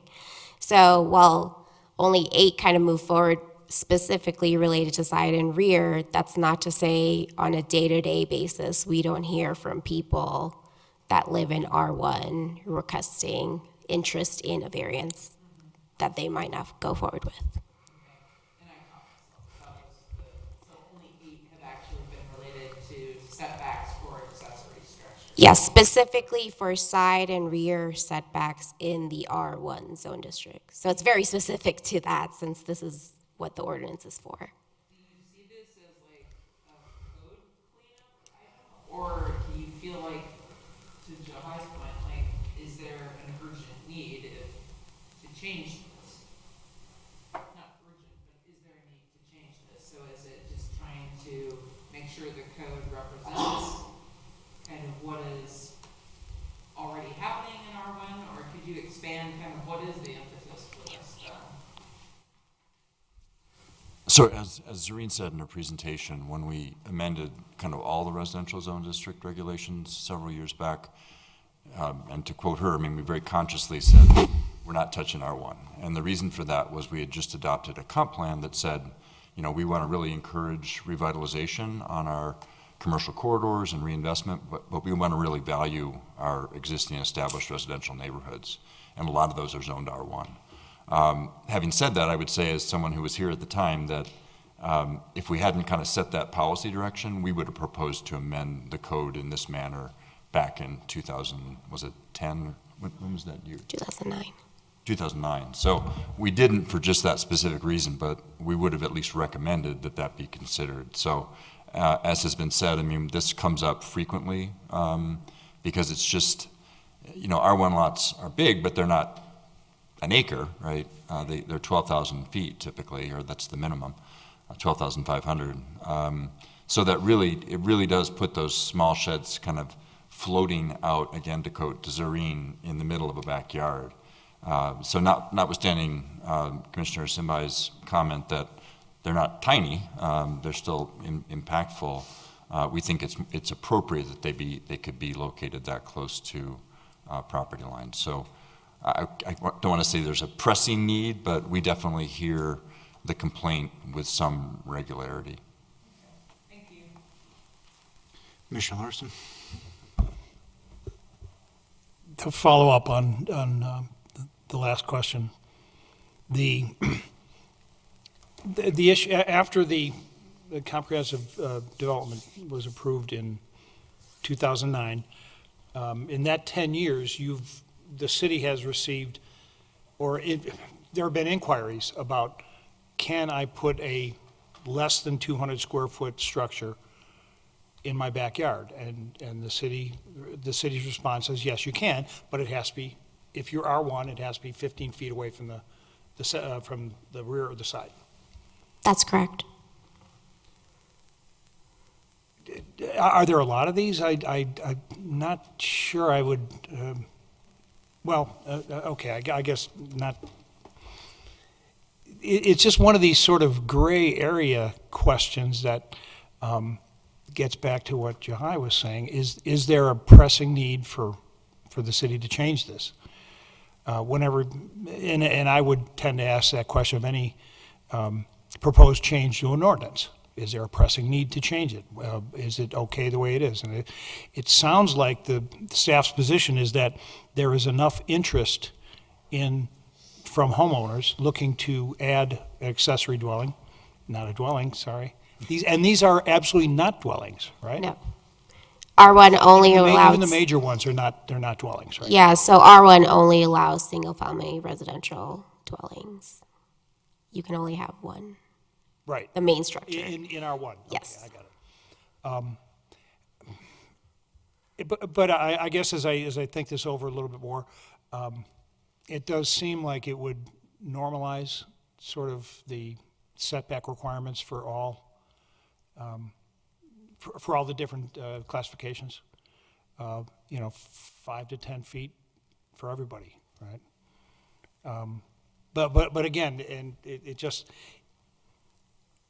is there enough of a demand? Are there enough people asking for this change to really justify it?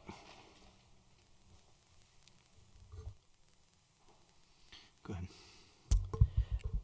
So on a variance, is there any notification to neighbors on a variance request? Yes. And so if there's a 200 square foot building that's going to be 10 feet closer to a property line that could potentially be 35 feet, No. what's the height? So currently, minor accessory structures can only go up to 10 feet. So even a 10-foot, 5 feet from a property line, and there's no limit on what the structure could be. It could have a 8-foot with a 10-foot, with a 2-foot attic, or something that has windows accessible.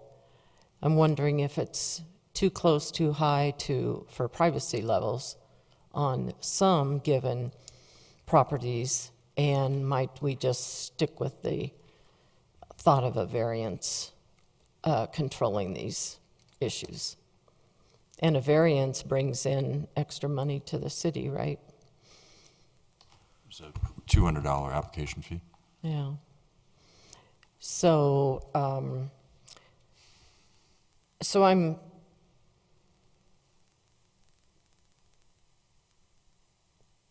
I guess with the 8 requests, the few, obviously it's not a big deal, because if these people are inquiring about it and they're not going to pay the $200 for the variance, they obviously don't need it that badly or care to have the 5-foot setback changed, 15 to 5. Or we'd be seeing way more money in the coffers and way more processed. Well, so a couple things. I think that one of the property owners who recently, was talking with a council person, and one of the reasons they put this on the agenda for discussion and now have given some direction, that individual's opinion was, they were given the option for a variance. And their response, it's obviously just their opinion, none of us need to share it, but was, I get that there's a variance and I could do that, but on principle, I shouldn't have to get a variance for this because the development regulation doesn't make sense. And I think that's what spoke to, at least one council person to say, we should make the right policy change, if you all agree it is, and not put people through a variance process if we've got the regulation wrong. Well, I think a variance process is just what it's supposed to be for, acknowledgement to the landowners that are affected by a close building or a height building, and I think it's better that they're notified and they have recourse on speaking to a variance with you, or is it just they're notified and that's it? Oh, yeah, certainly they can submit written objections, and if they do submit written objections, that triggers a Board of Adjustment hearing automatically, even if it's otherwise eligible for administrative action. Right. Okay, well, that answers, I think, and then the study, was it a study session you presented to City Council? Correct. Is there any reason we didn't get to see what the minutes of that were in the discussion level? Because you've already done first reading at City Council before we've even seen this. And so I'm kind of wondering, is that the progress we're supposed to be having with a code of law change? Is it goes to council on first reading and then comes to planning? I think it depends sometimes. So it's not necessarily supposed to be that way. Most everything comes to planning first and then goes to council. And so, was there any reason that that was done last week? I don't know what the discussions were in terms of setting the agenda. I don't set the council agenda. We, generally speaking, try to avoid a first reading at council before a planning commission has taken action. But we, obviously, you would never have a public hearing before the planning commission has forwarded its recommendation, and we'll forward, obviously, whatever your recommendation is to city council. But there's nothing codified as to, the timing of first reading relative to the planning commission hearing. So it's just, our practice has been generally to have the first reading occur after the planning commission action, but there certainly have been plenty of exceptions to that for a variety of scheduling reasons.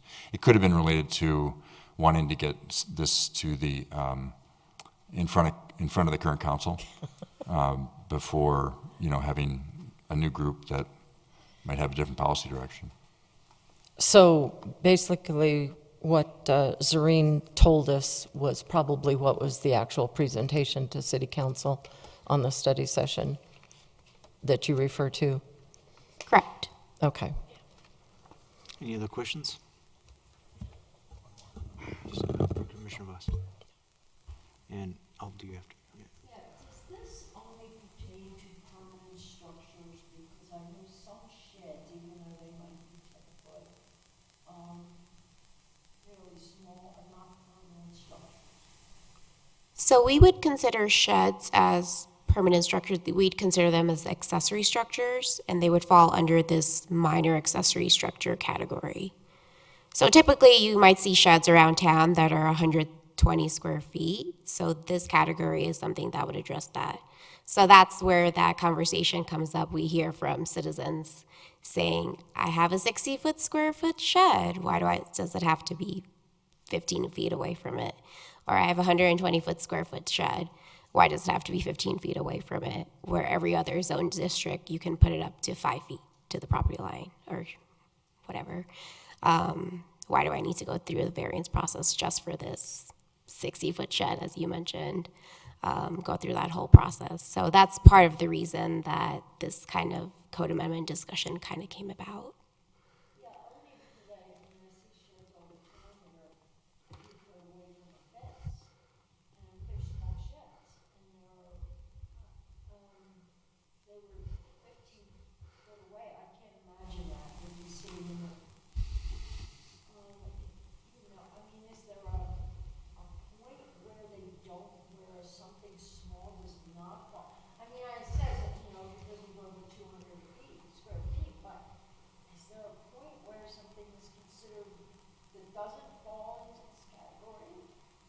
No, so basically anything 0 to 200 square feet, that's an accessory structure, so a shed or a gazebo or anything like that.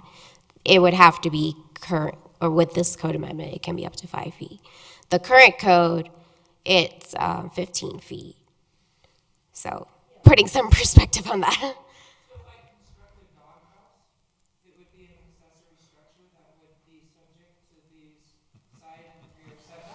If you're in R1. No, it wouldn't. I mean, there's certain de minimis, standards. I've said before, I find it in my best interest as a planning director to not regulate tree houses and lemonade stands, and I think dog houses would probably fall in that same category. So there's some judgment that needs to be used there. So, and to Ms. Leo's comments, I would speculate that there are thousands of non-conforming sheds in the city of Wheat Ridge and in most cities. And one reason is that, people just choose not to pull a permit and roll the dice. Maybe they talk to their neighbors and everyone's okay and they just kind of move forward, and that's the real world that we live in, right? But the other more code-based reason is that any accessory structure that's less than 120 square feet does not require a permit. So there's no reason for that person even to necessarily have a conversation with the city to say, well, what is the setback? They might just call up and say, I'm planning to do a 100 square foot shed. Do I need a permit? and we'd say no. We'd probably also hopefully say it does need to meet setbacks, but they probably hear that first part, right, which is it doesn't require a permit. Yeah, that answered my question, thank you. You had another question? Thank you. Just so I'm clear and for the record, in addition to the setback change to the ordinance, the proposed ordinance also reduces the parameter for a minor structure from 400 square feet to 200 square feet. Correct, and that was an amendment that a suggestion that City Council made during study session, that number. The other residential zones, Yes.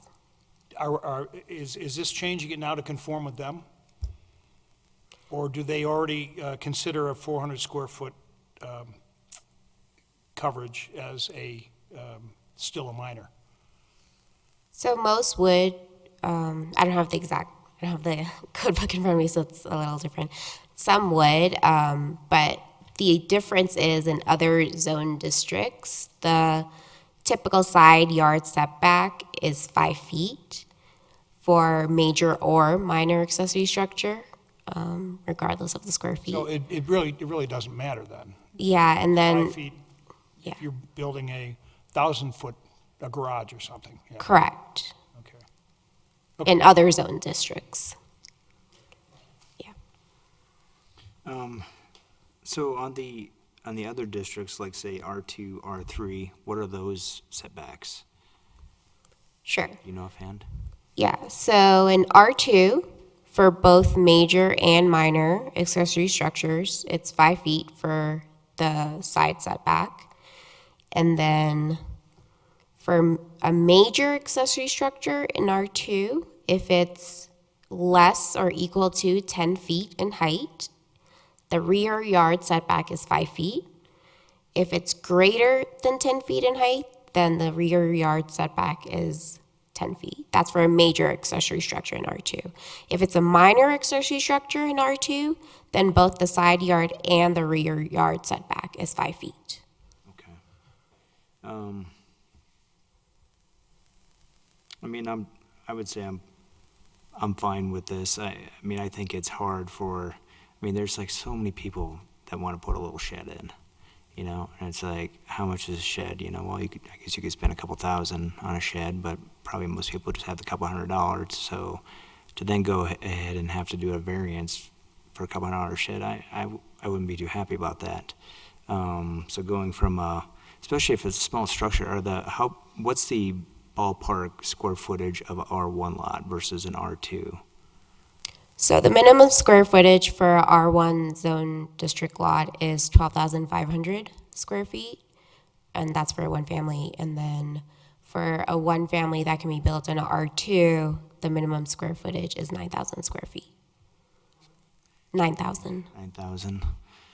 I mean, I still don't see justifying, even with the square footage difference of saying, well, the R1 is 3,000 square feet, so now you need to be 3 times away from the property line. That doesn't seem fair, you know, when you think about it that way. It's like 15 versus 5. I know where the 5 come from. I'm actually probably more of a why a 5? I mean, to be honest, I have a small backyard, and it's like, I don't have a shed back there because it's like if I go 5 feet away, I'm tearing up too much real estate. You know, it's just dead space. And you know, almost every shed I see in my neighborhood, I don't know if I could even say that one, and I live in R2, is a 5 foot. I would say most likely they're probably about 2. And when I've had past conversations with the staff, they said, well, you know, these are old structures, they're grandfathered in. So in short, I'm definitely in favor of switching from 15 to 5 for this R1. I have no objection to it. In my understanding is I think the 5 foot probably comes from, is it the fire department? Where they came up with the number 5? That minimum in general? Yeah. Where does that number come from? In terms of fire rating of occupied structures, 5 feet is certainly a number that's in the building code and fire codes in terms of triggering different fire ratings for windows and other combustible materials. I mean, because probably most of the fences in Wheat Ridge, a lot of them are cedar, and they're dry and they're old. And probably most of the sheds are probably storing, gas engines and stuff, but there are some sheds now that are the fancier type of shed, and you can walk in and it's like a little extension of your house, I guess. So anyway, that's my thoughts on it. I would be even in favor of reducing the 5 foot, even down further, but that's for another time. Any other questions?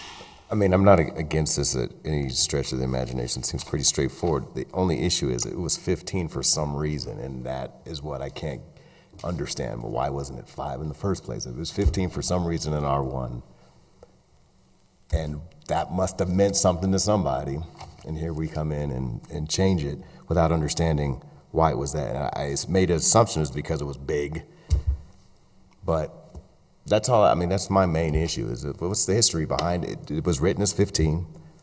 It meant something. It's not written as 15 in R. I mean, at 5. It's not written as 5 feet in R. I mean, it's written as 5 feet in R2, R3.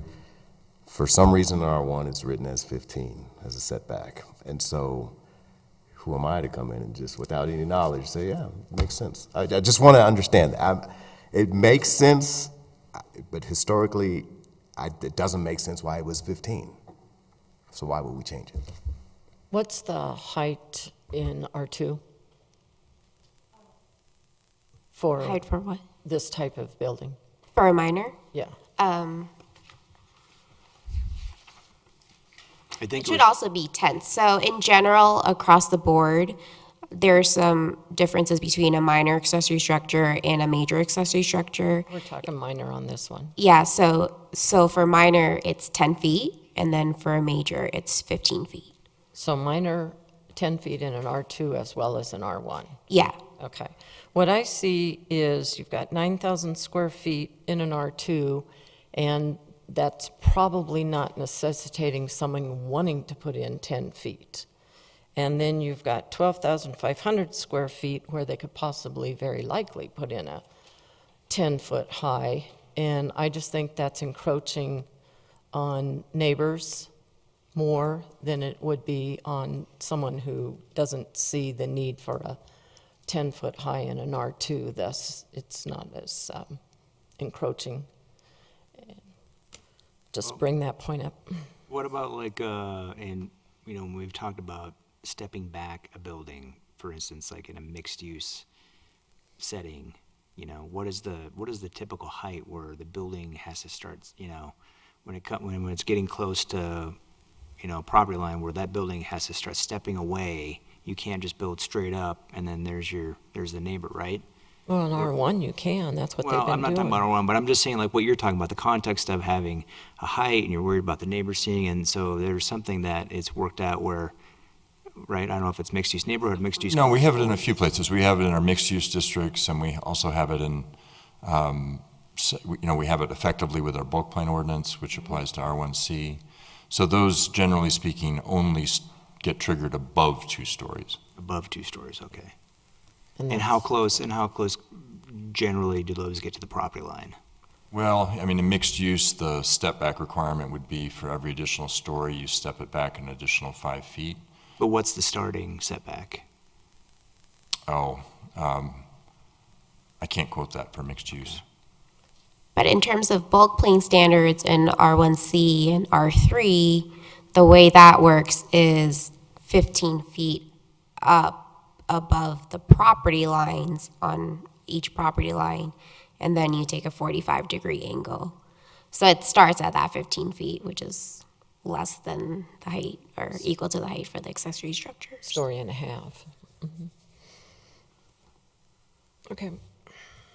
I mean, are there concerns that someone's going to do, besides a shed, like you do a 10-foot structure? It's got What would a 10-foot? It's got a little sloped roof, Oh, it and could there's just windows be in the back. a one And then slope, someone yeah. puts in a ladder and a loft. Yeah. And so then they're invading the neighbor's property. Is that Well, concern? there's all sorts of possibilities, but even if you put in a slope roof that would generally drain into your neighbor's property, if you're 5 feet from it and you've got a roof that's sloped, because you're not, that's what you want to do, you know, then I see issues there. I mean, we can think of all sorts of things, probably, but How does that relate to what's being put before us today, though? They're asking us to just reduce the square footage size and the setbacks. well, I think. I mean, we could choose any item in the code and say, are people really gonna follow it, or are they just gonna do what they want?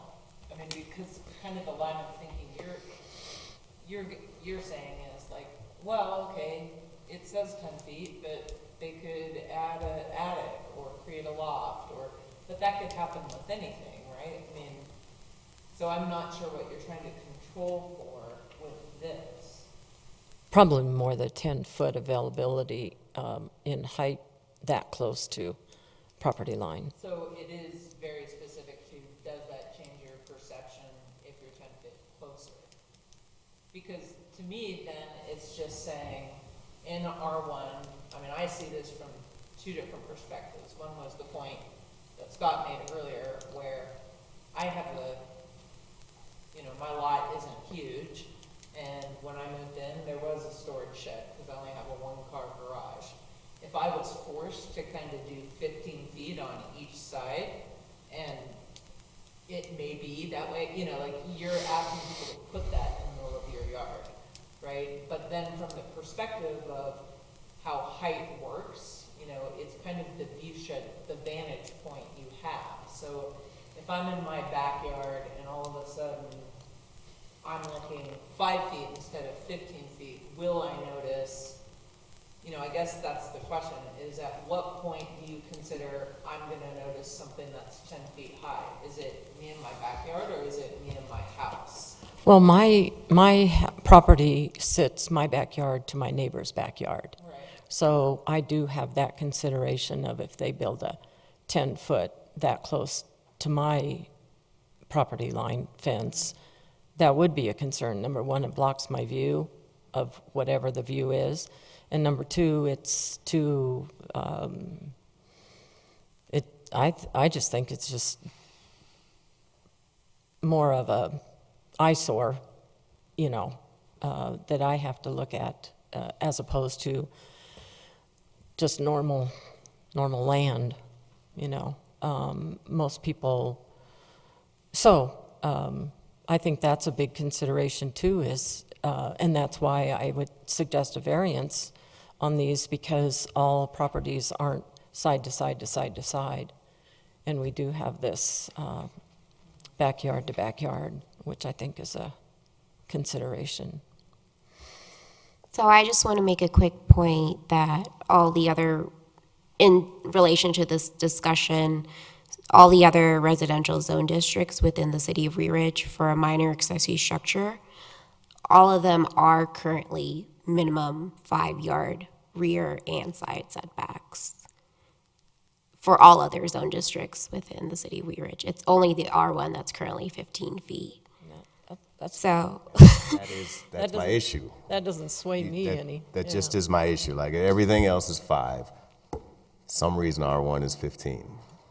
And I'd like. I mean, we don't have that history, just to set the record clear, that's a 1969 zoning code requirement. The typical, those plastic sheds you put together that you buy at Home Depot are about 10 foot at the pit, at the point. They're not high. 10 foot is not high. You walk in there, a 6-foot person would walk in there, and the pitch would be 3 feet above their head or something. And if you have a fence that's 6 foot, you're just talking about the pitch of the shed that starts at the fence and goes up. We're not talking about anything that's going to block. I mean, they're all over the place. They're all over the city. I mean, and to have to put them, those small, maybe they're 10 by 12 or something on the ground, to have to put them 15 feet away, I've never seen that.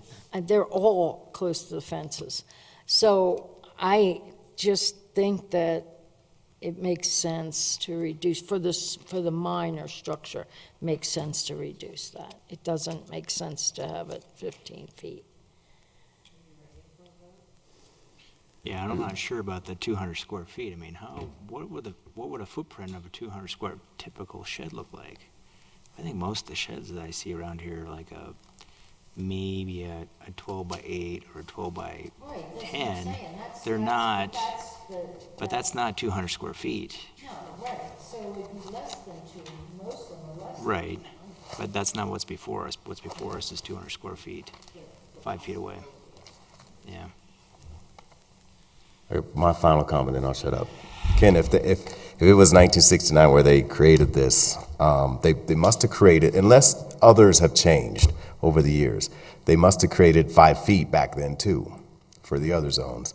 And so I'm just saying, there was some reason, some people back then thought 15 feet was right for this particular zoning, where they thought 5 feet was right for other places, and that's my struggle.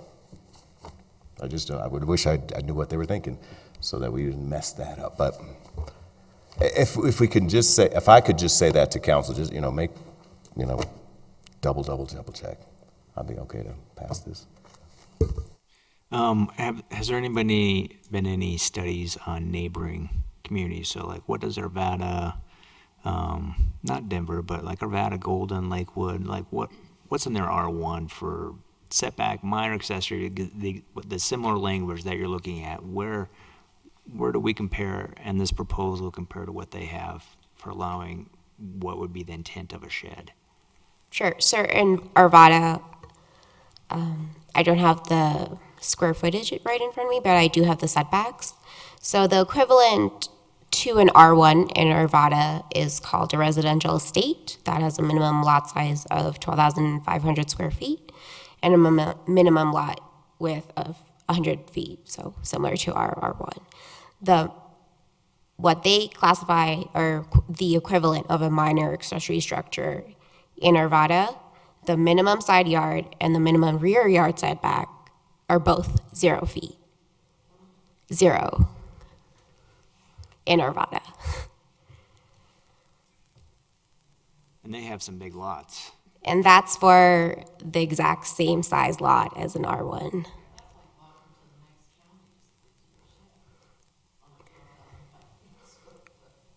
Well, in some cases, right across the street from us in Arvada.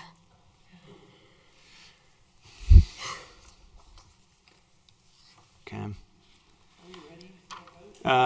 So we've heard the staff. There's now I need to open up the citizens forum. There are no citizens here, so I will close the citizens forum. Now I would entertain a motion.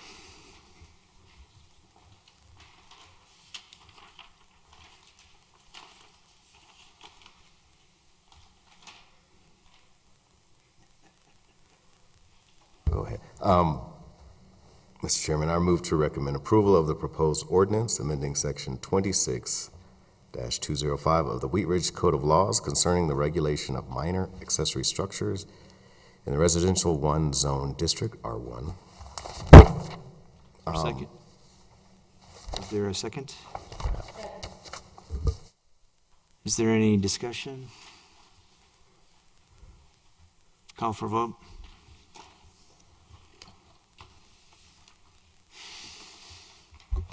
Motion carries 5-1.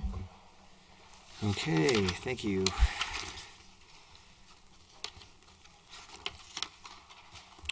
Is there any old business? It says people speak update.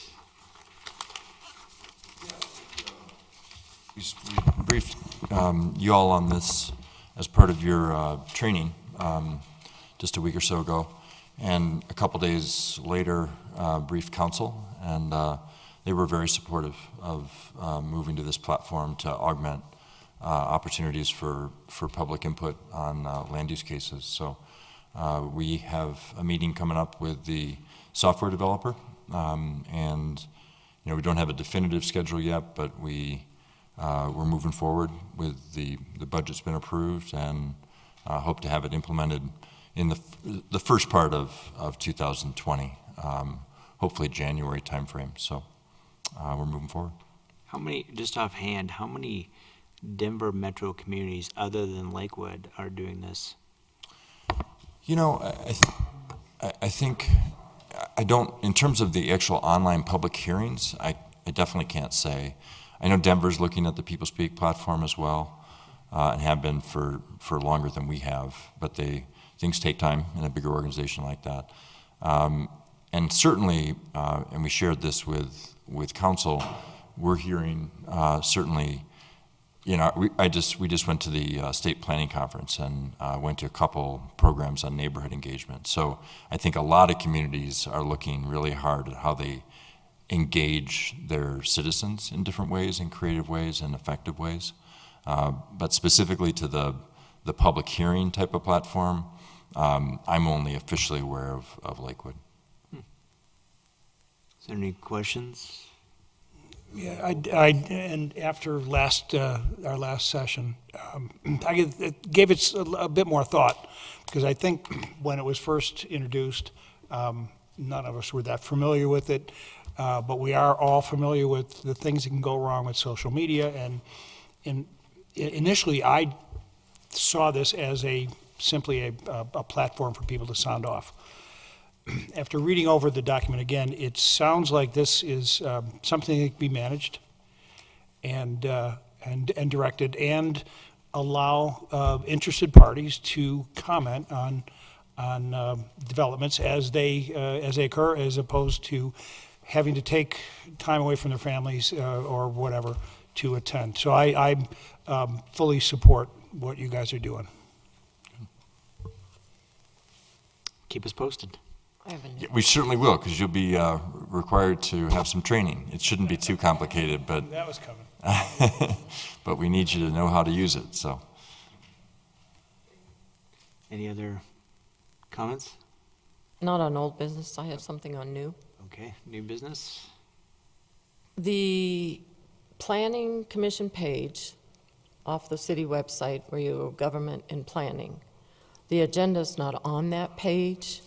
I had to go to calendar to find that. Do you know why that might be? It seems to be a guessing game as to which page?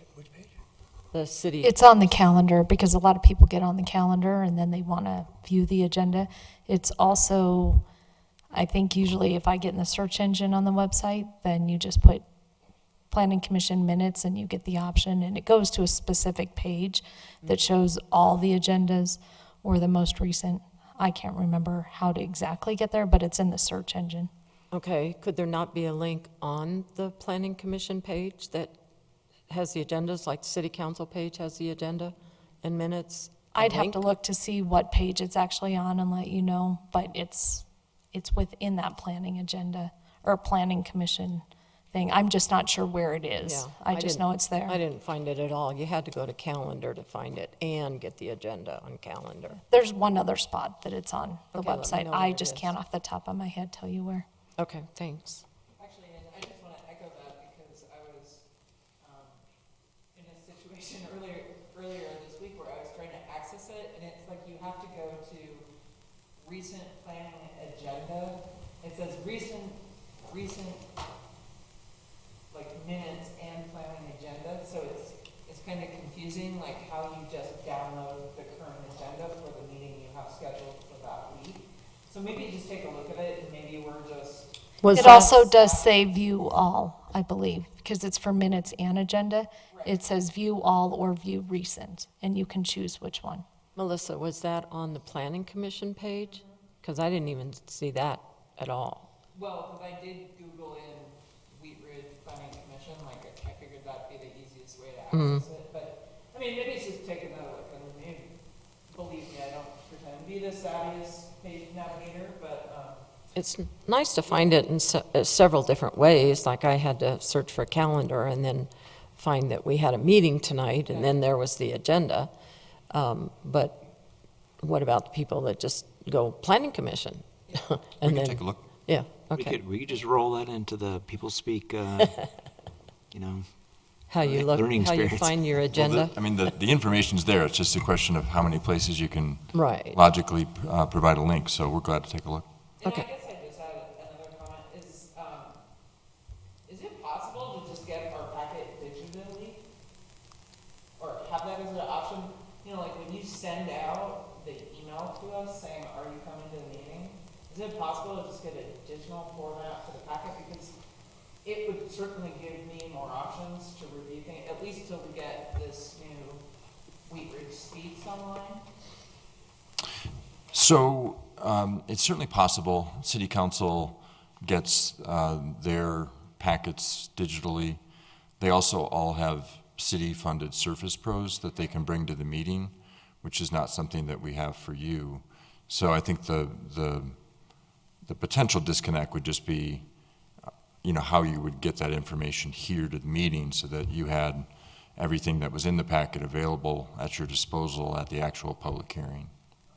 Yeah, and I guess not to create more work for staff, but when to just give me this packet visually as well as printing it. Because I agree that can be an issue because people only rely on the paper version to review the packet.